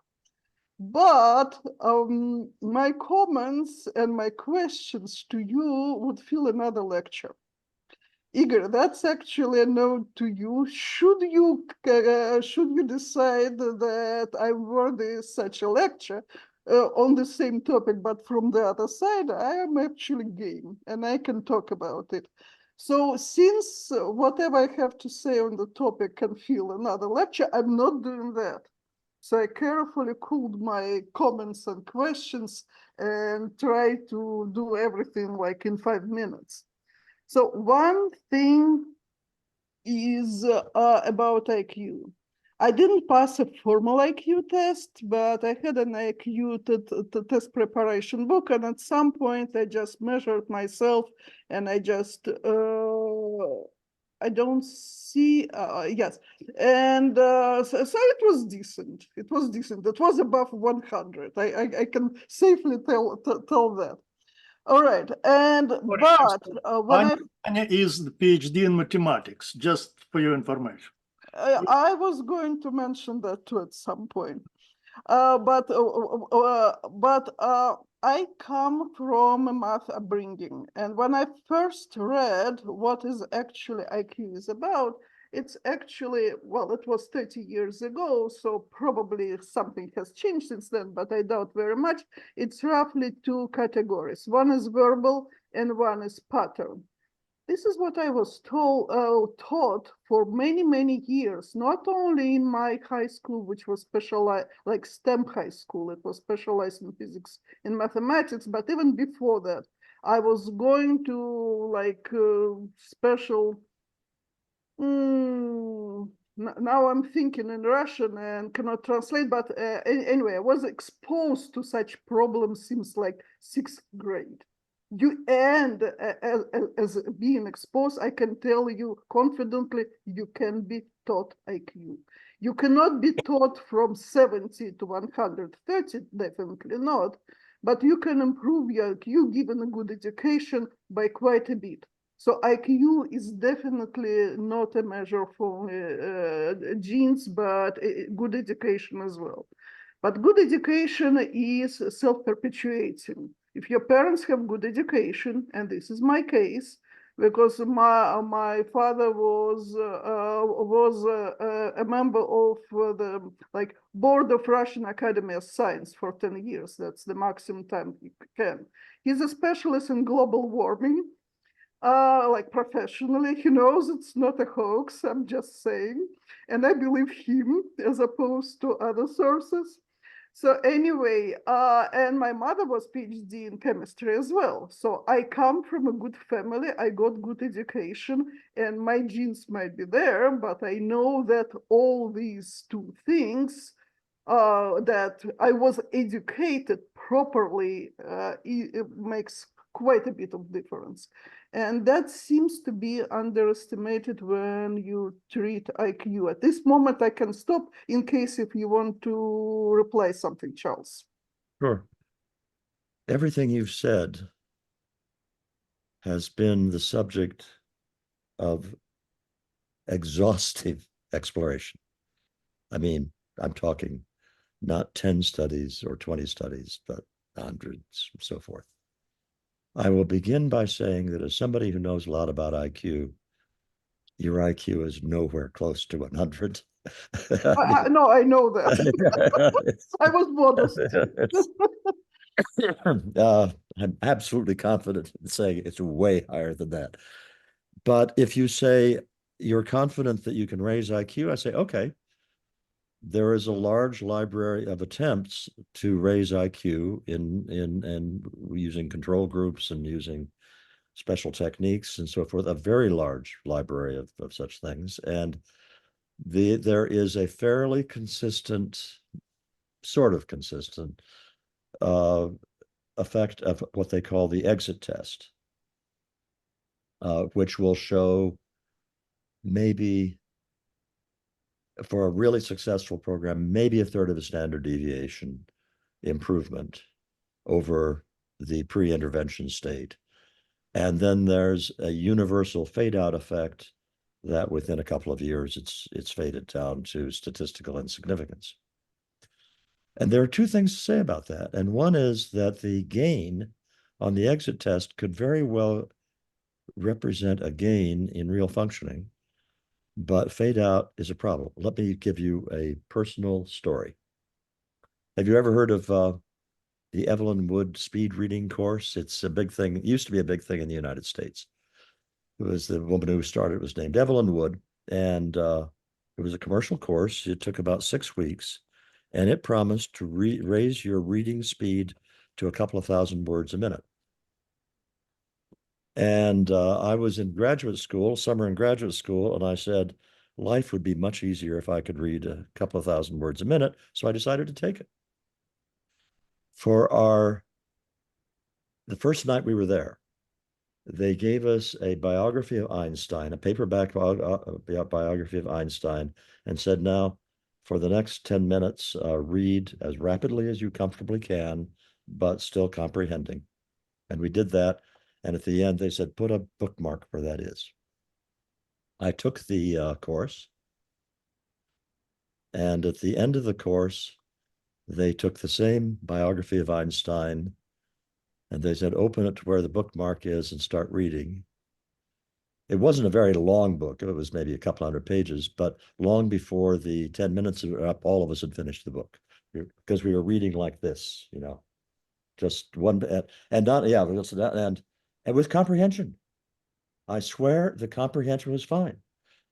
They also said to us as we finished the course, if you want to keep this, you have to read everything this way.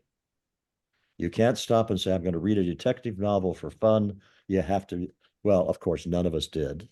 And I was back to baseline in 2 months. So point number one, is it possible to have a dramatic increase in cognitive function? Yeah, I've had it happen to me. Do we know how to sustain that beyond a genetic baseline that we don't know how to fiddle with? That's also true. And there's a lot of literature backing that up.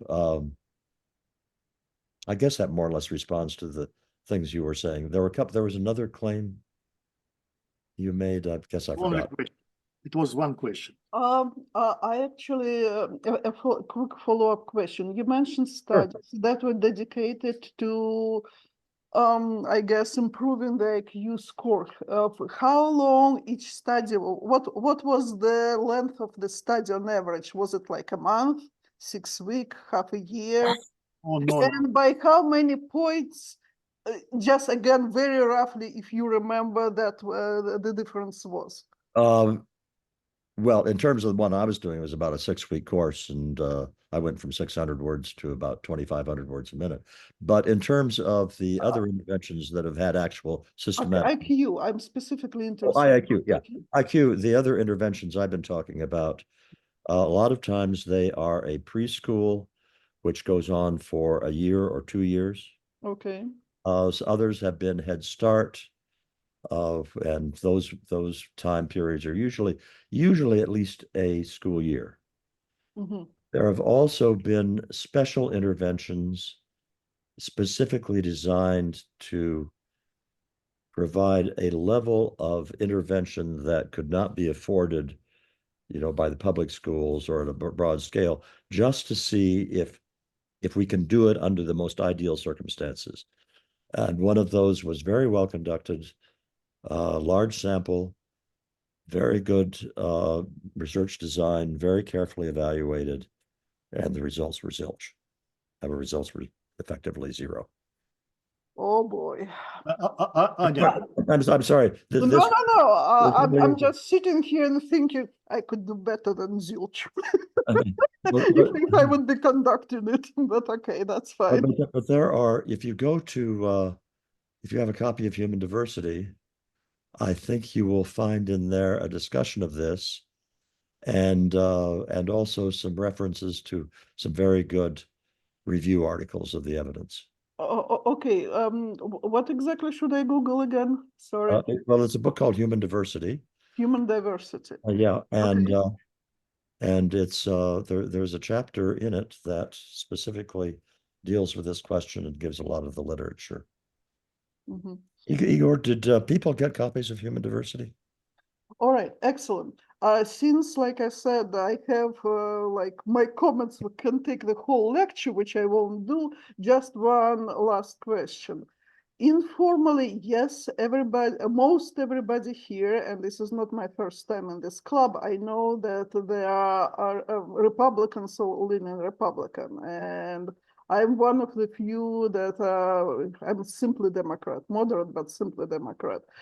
And since everybody here lived in, I'm sure like 100%, except you, lived in former Soviet Union, the political leaning, and I know it from semi-anecdotal experience, I could not conduct studies, but I asked around quite a bit, depended when one was leaving Soviet Union or republics after Soviet Union. If someone was leaving from Soviet Union per se, they saw what socialism can do, and therefore they become Republicans. I left in very beginning of 1992, and we were leaving, people around me were leaving because it was finally allowed to leave to work, because we saw what unbridled capitalism with no safety net could do. And not in my generation, but in people who left, who actually saw that firsthand. They're already 50-50, like 50 Republicans, 50 Democrats. So that was a major factor, not only us born in Soviet Union, but when exactly we left it and what we saw before we left it. And I'm done, at least for now. Okay, thank you, Anya. My only comment here, please don't use the term unbridled capitalism for what was going on in Russia in 1992. It had no relationship to capitalism whatsoever. Okay, have you been there then? Actually, I was there. Well, no, I was there in 1990.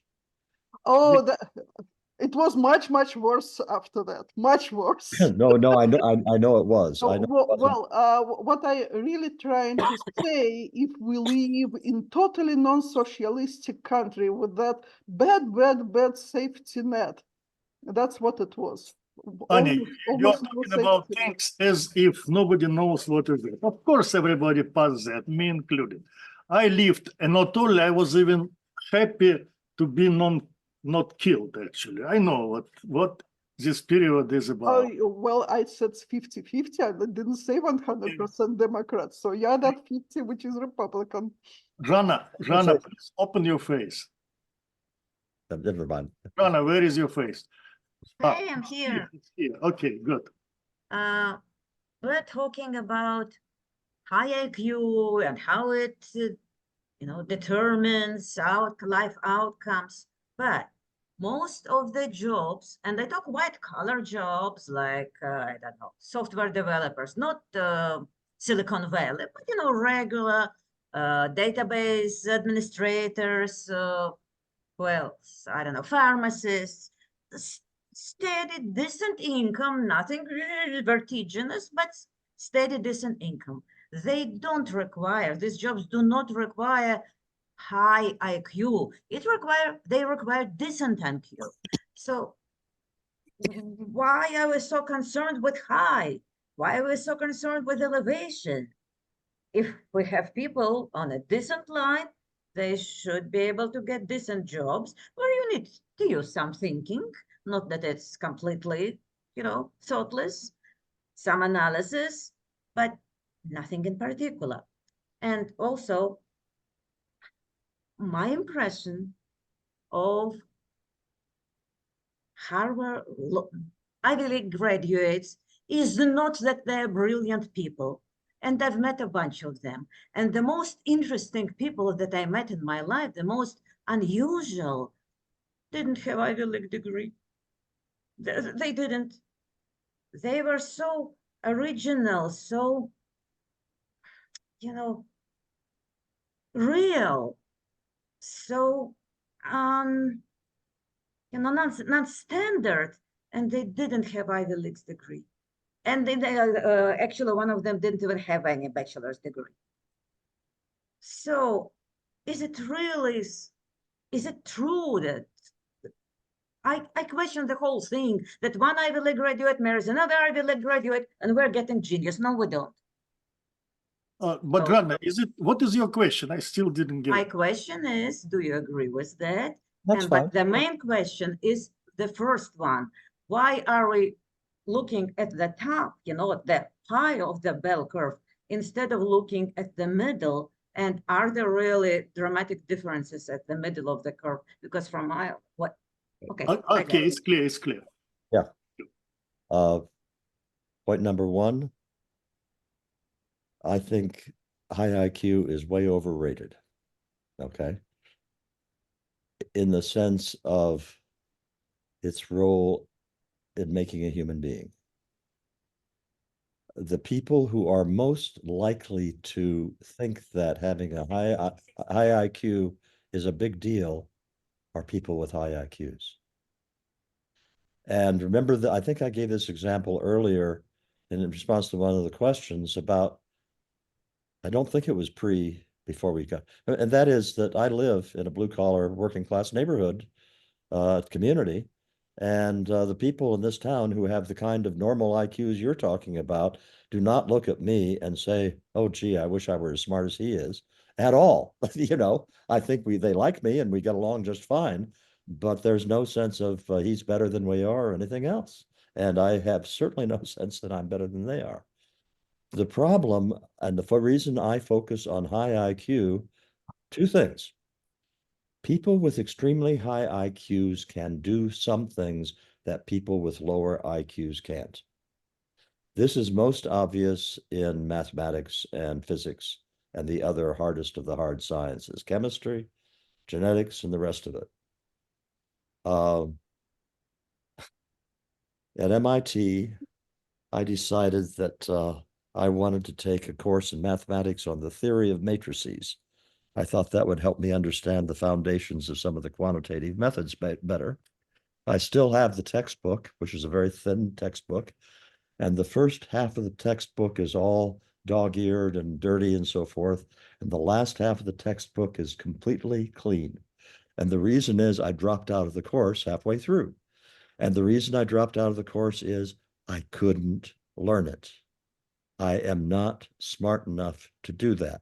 I doubt if I could have gotten a PhD in, no, I don't doubt that I could have gotten, I could not have gotten a PhD in physics.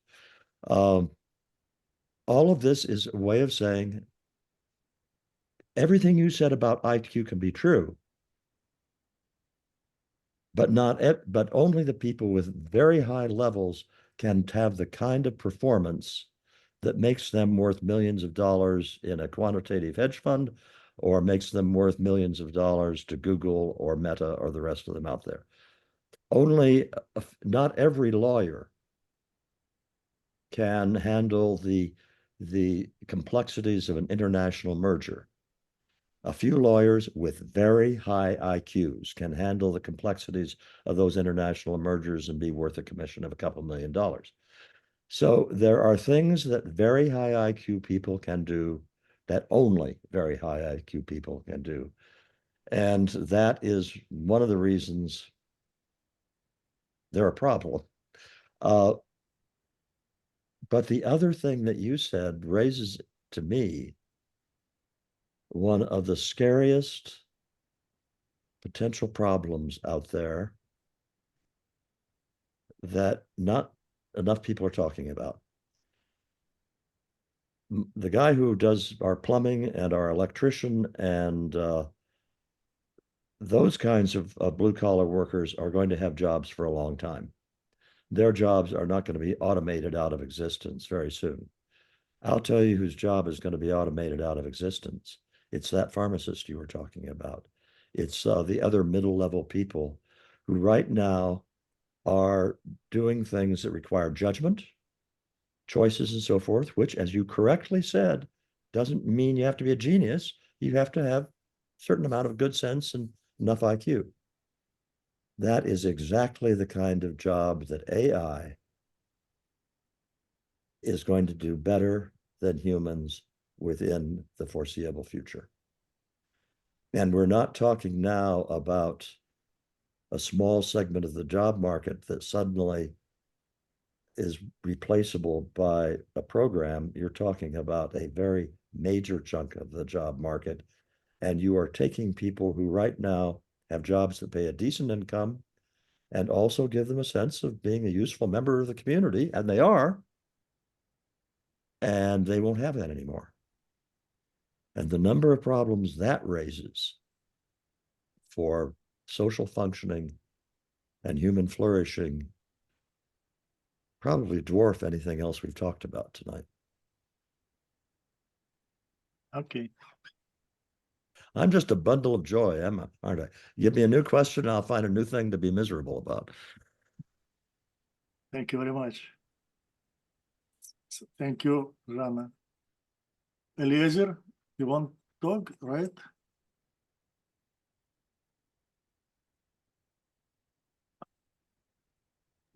Yes. Thank you for a very interesting talk, and your book stands on the shelf since 1994 when it appeared, the bell curve. So it's very interesting remains to be very interesting. I think we speak not about collapse of social science, but collapse of the social order, a liberal social order, which probably represented by social sciences. All 20th century was spent by making socialistic economical order of different kinds. Dictatorial as the Soviet Union, China, liberal, and Scandinavian kind. In all cases, it was economical fair and free market always took advantage over regulated economics. So I'm very surprised. Why are you now on the 21st century again have renaissance of what I would say in the previous year was since it was Frankfurt School, Frankfurt School, which was really Marxist school, and it continued to dominate academia now. What do you think about it? Well, politically, I am what you might call a libertarian with not a capital L on libertarian. And I wrote a little book right after the bell curve in 1996 called What It Means to Be a Libertarian. And the book is about exactly the kinds of issues that you just discussed. And I will be the first to say that, in a way, libertarian views are like socialist views. Socialists like to say, well, but socialism has never really been tried. And libertarians sort of like to say, well, libertarianism has never really been tried. And in that sense, I am not deeply unhappy with the liberal order similar to the social democratic state. And in fact, I have written another book in which I advocate a universal basic income that would replace all the government programs. I will just make a couple of statements about what I believe, and I won't try to prove them in this kind of context. One is, don't underestimate the degree to which governments in the West, including the American government, screw up people's lives. Oftentimes within the intention of doing good, and what they end up doing is stripping people's lives of meaning. What they do is end up with demoralized, directionless, and ultimately extremely unhappy people. One of the highest suicide rates in the United States, by the way, is among young white males. And without a role in life. And a great deal of that, which is done by Western governments, I think, is attributable to their disdain for traditional institutions such as marriage and religion that provided a very important bedrock for human flourishing. So point number one is, I truly do see government as the villain in a great many cases. And my book, Losing Ground, was in effect a data-driven attempt to show the ways in which attempts to do good in the United States in the 1960s backfired, and they created more problems than they solved. Point number two is that I still have no problem talking to liberals. I'm using the American terminology here, whereby liberals are people sort of on the Franklin Roosevelt, John F. Kennedy left, versus progressives who are on the Woodrow Wilson, Bernie Sanders left. I remember I was out to have drinks with Larry Summers, the former president of Harvard and a well-known economist who is certainly a liberal. And we had a great time. Disagreed on many things, agreed on some other things. We were talking the same language. I'm not talking the same language with the progressives. They have a vision of a world that I don't like, I don't want, that I will fight. Today. Yeah, so but the Larry Summers of the world, yeah, the center left, I'm okay with that. I can talk to those people, and they are kind of surprised sometimes to find they can talk to me. So I want a coalition of radical centrists at this point. I need to lecture Professor Mandel, who wrote a book about tyranny of men. He basically speaks about basic income for everybody. And I think that it should be tyranny of merit. And it's what we call capitalism, in case if we add to it safety net. It is probably the best social democracy democracy can do. Thank you. Thank you very much. Let me ask everybody, there are several questions. Try to be short and focused on the issues discussed, not on any issues, because we can discuss forever. And look, Dr. Murray is a little bit not healthy. Okay, Efim, please. Certainly, thank you. Can you hear me? Yep. Okay. Thank you to Dr. Charles Murray for the presentation. My background is not sociology or genetics, more like Anya Golitsina from math and computer science, although unlike her, I left the old Evil Empire in 1979. So I didn't have the pleasure to experience not just the 90s, but also the 80s. I just want to mention also for a little background that my son is a law professor and a fellow of Cato Institute, and my daughter-in-law is a fellow at the Pacific Legal Foundation. So that's certainly, yeah, I'm sure. Yes. It tells you something. My question, though, is brief, and it's as follows. Maybe you already answered it. I wonder if you can think of serious substantive criticism of the underlying science of your books, and in particular, sort of relatively recent books. If you can sort of cite if such things exist, and if yes, maybe then give some pointers, maybe not right now, but later, as well as your maybe responses to those criticisms. So that's my question. Thank you. Sure. I'm sad to report that human diversity got virtually no reaction at all.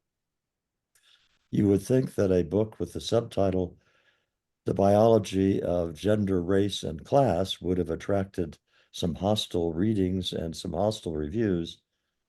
But the New York Times reviewer had a master's degree in fine arts, and so I'm not sure she really understood the nature of the evidence I was presenting.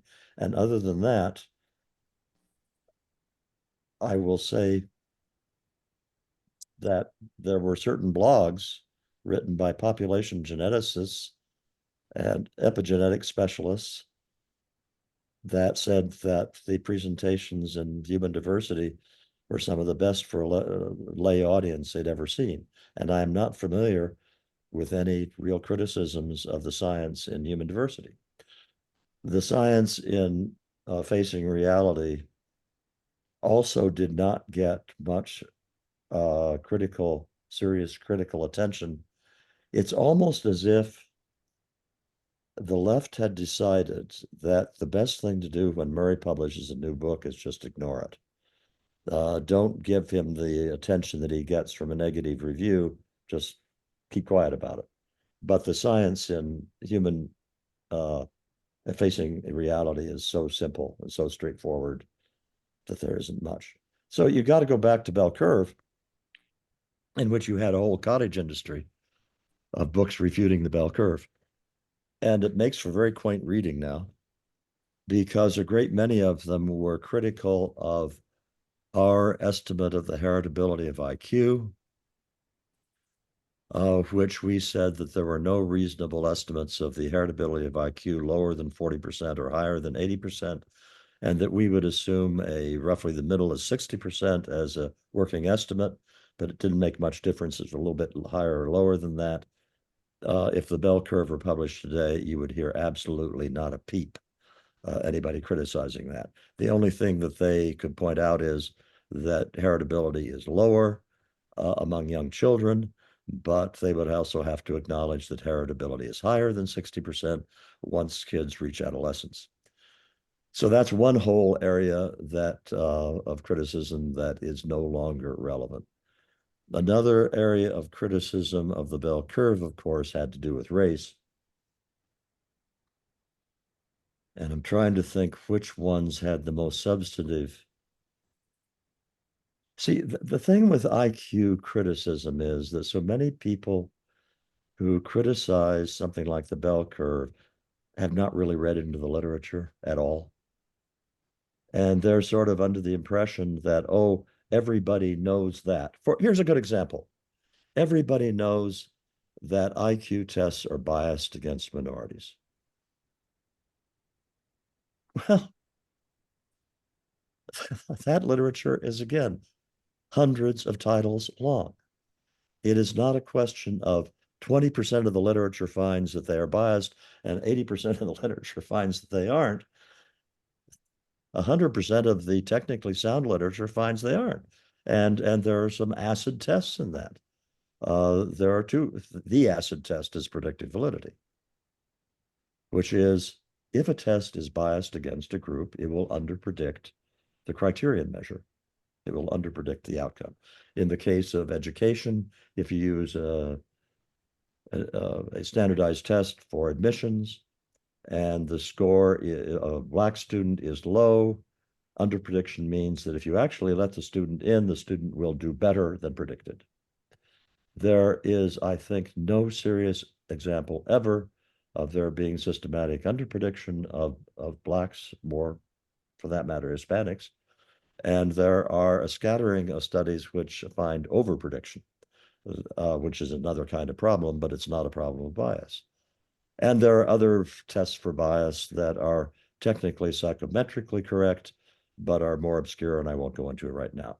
But if you go out and ask a reporter for the New York Times tomorrow, are standardized tests biased against minorities? And he'll say, of course they are. Everybody knows that.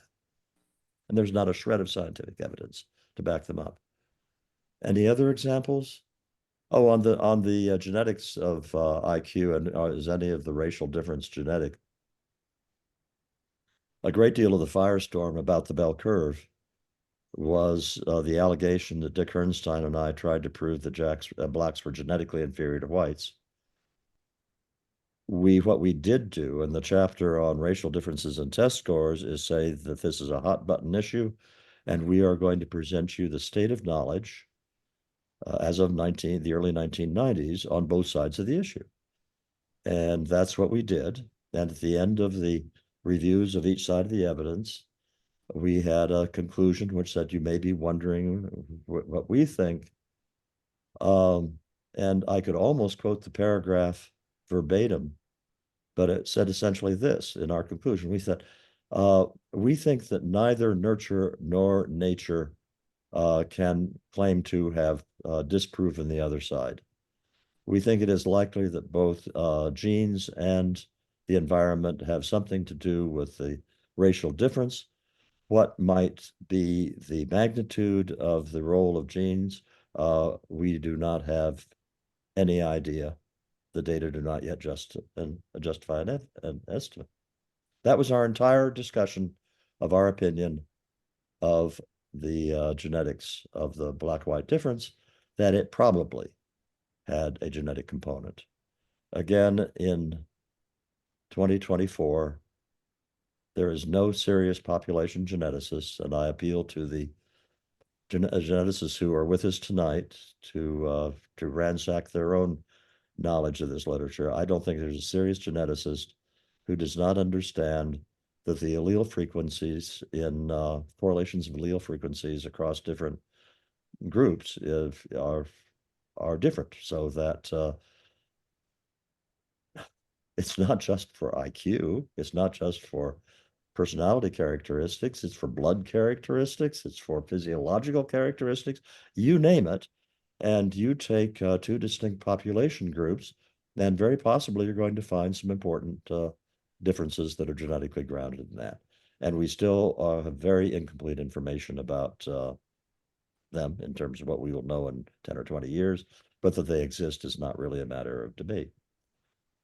I am in the embarrassing position of, because the right way to answer this question is to come up with what was a really serious, well thought out criticism of the bell curve.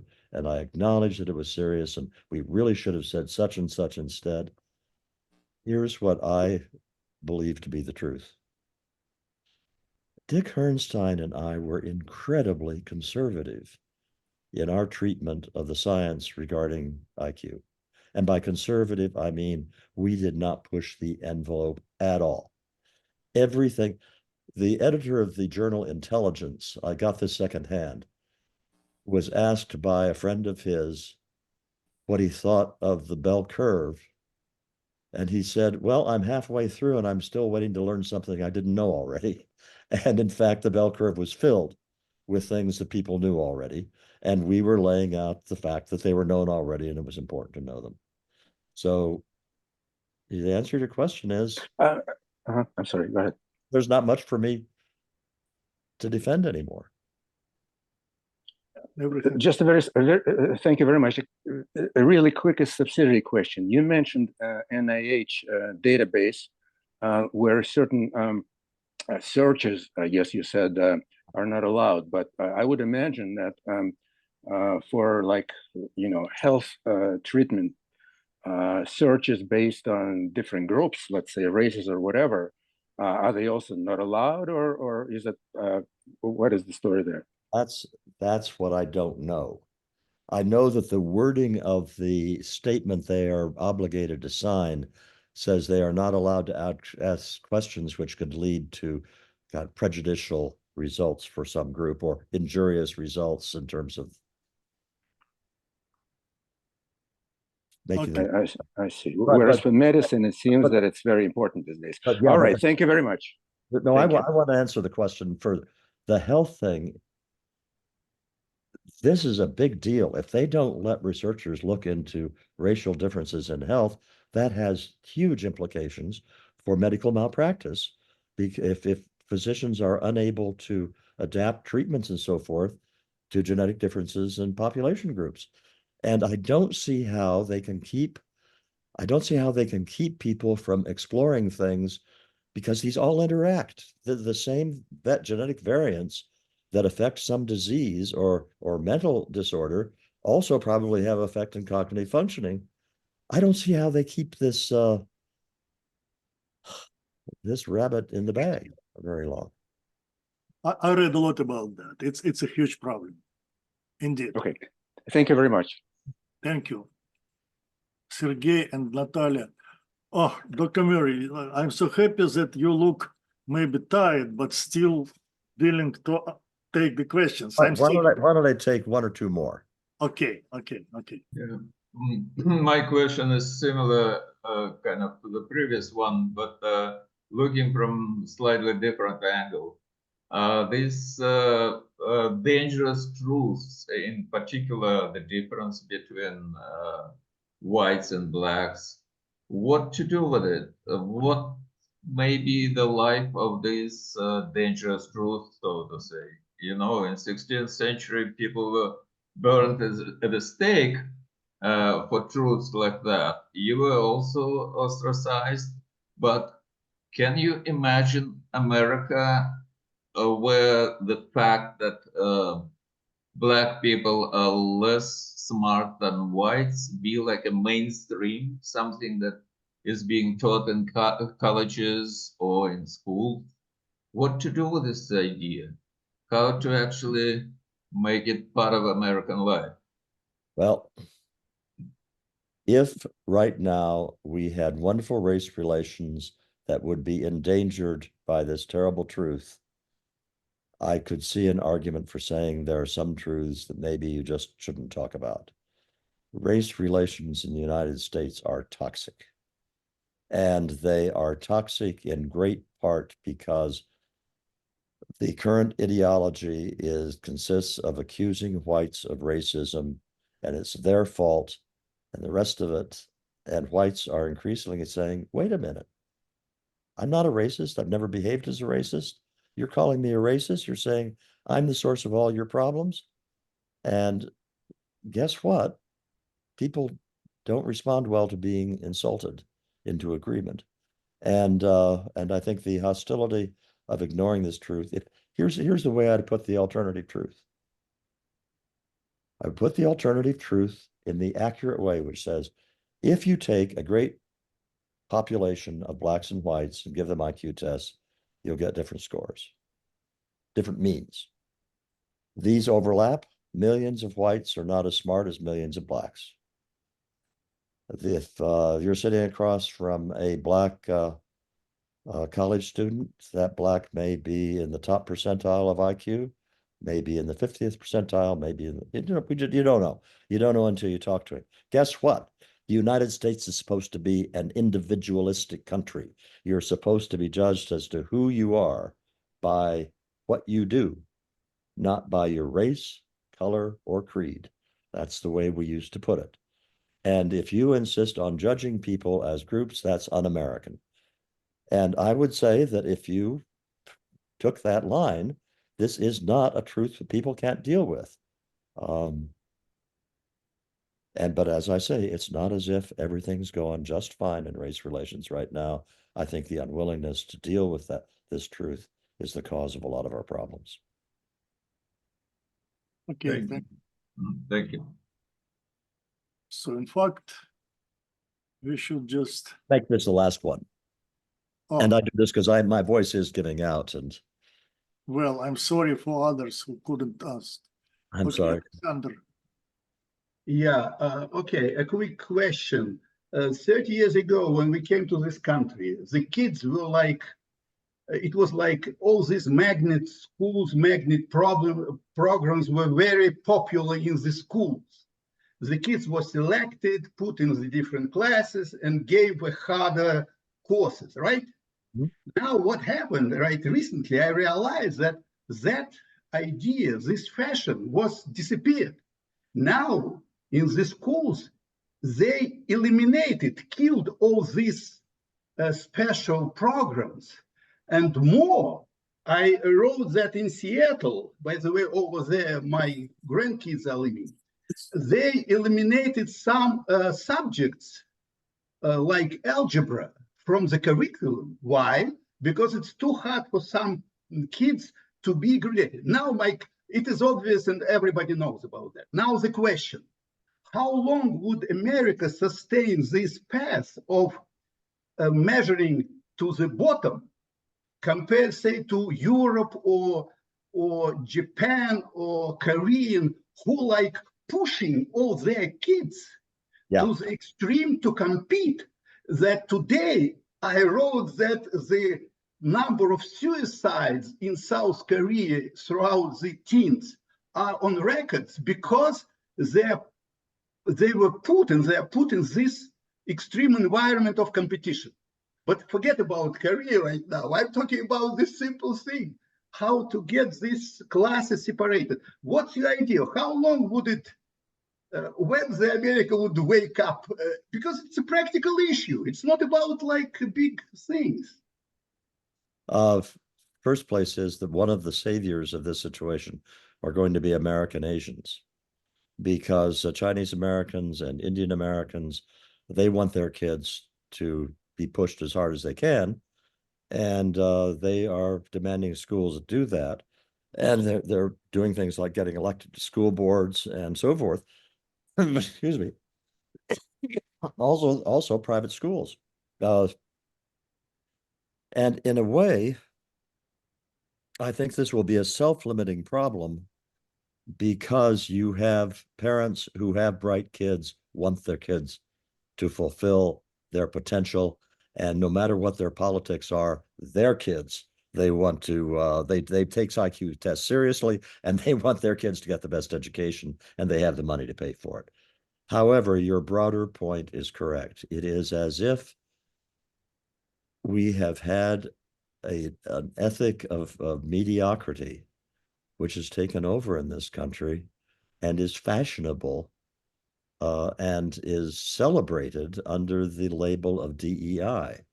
And it's pathetic. As a matter of fact, sometime this week in the Wall Street Journal, or maybe next week, you will see an op-ed written by me arguing for resuscitation of identifying the smartest kids in science and math and pushing them to their limit. So I'm on your side.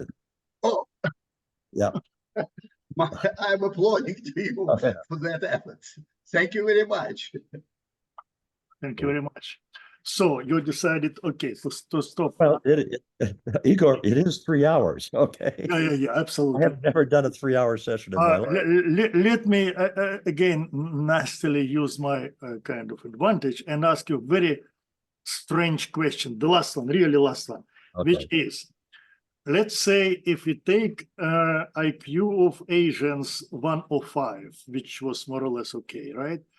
IQ of Jews, based on your estimation and other, let's say not 115, but 113, fine.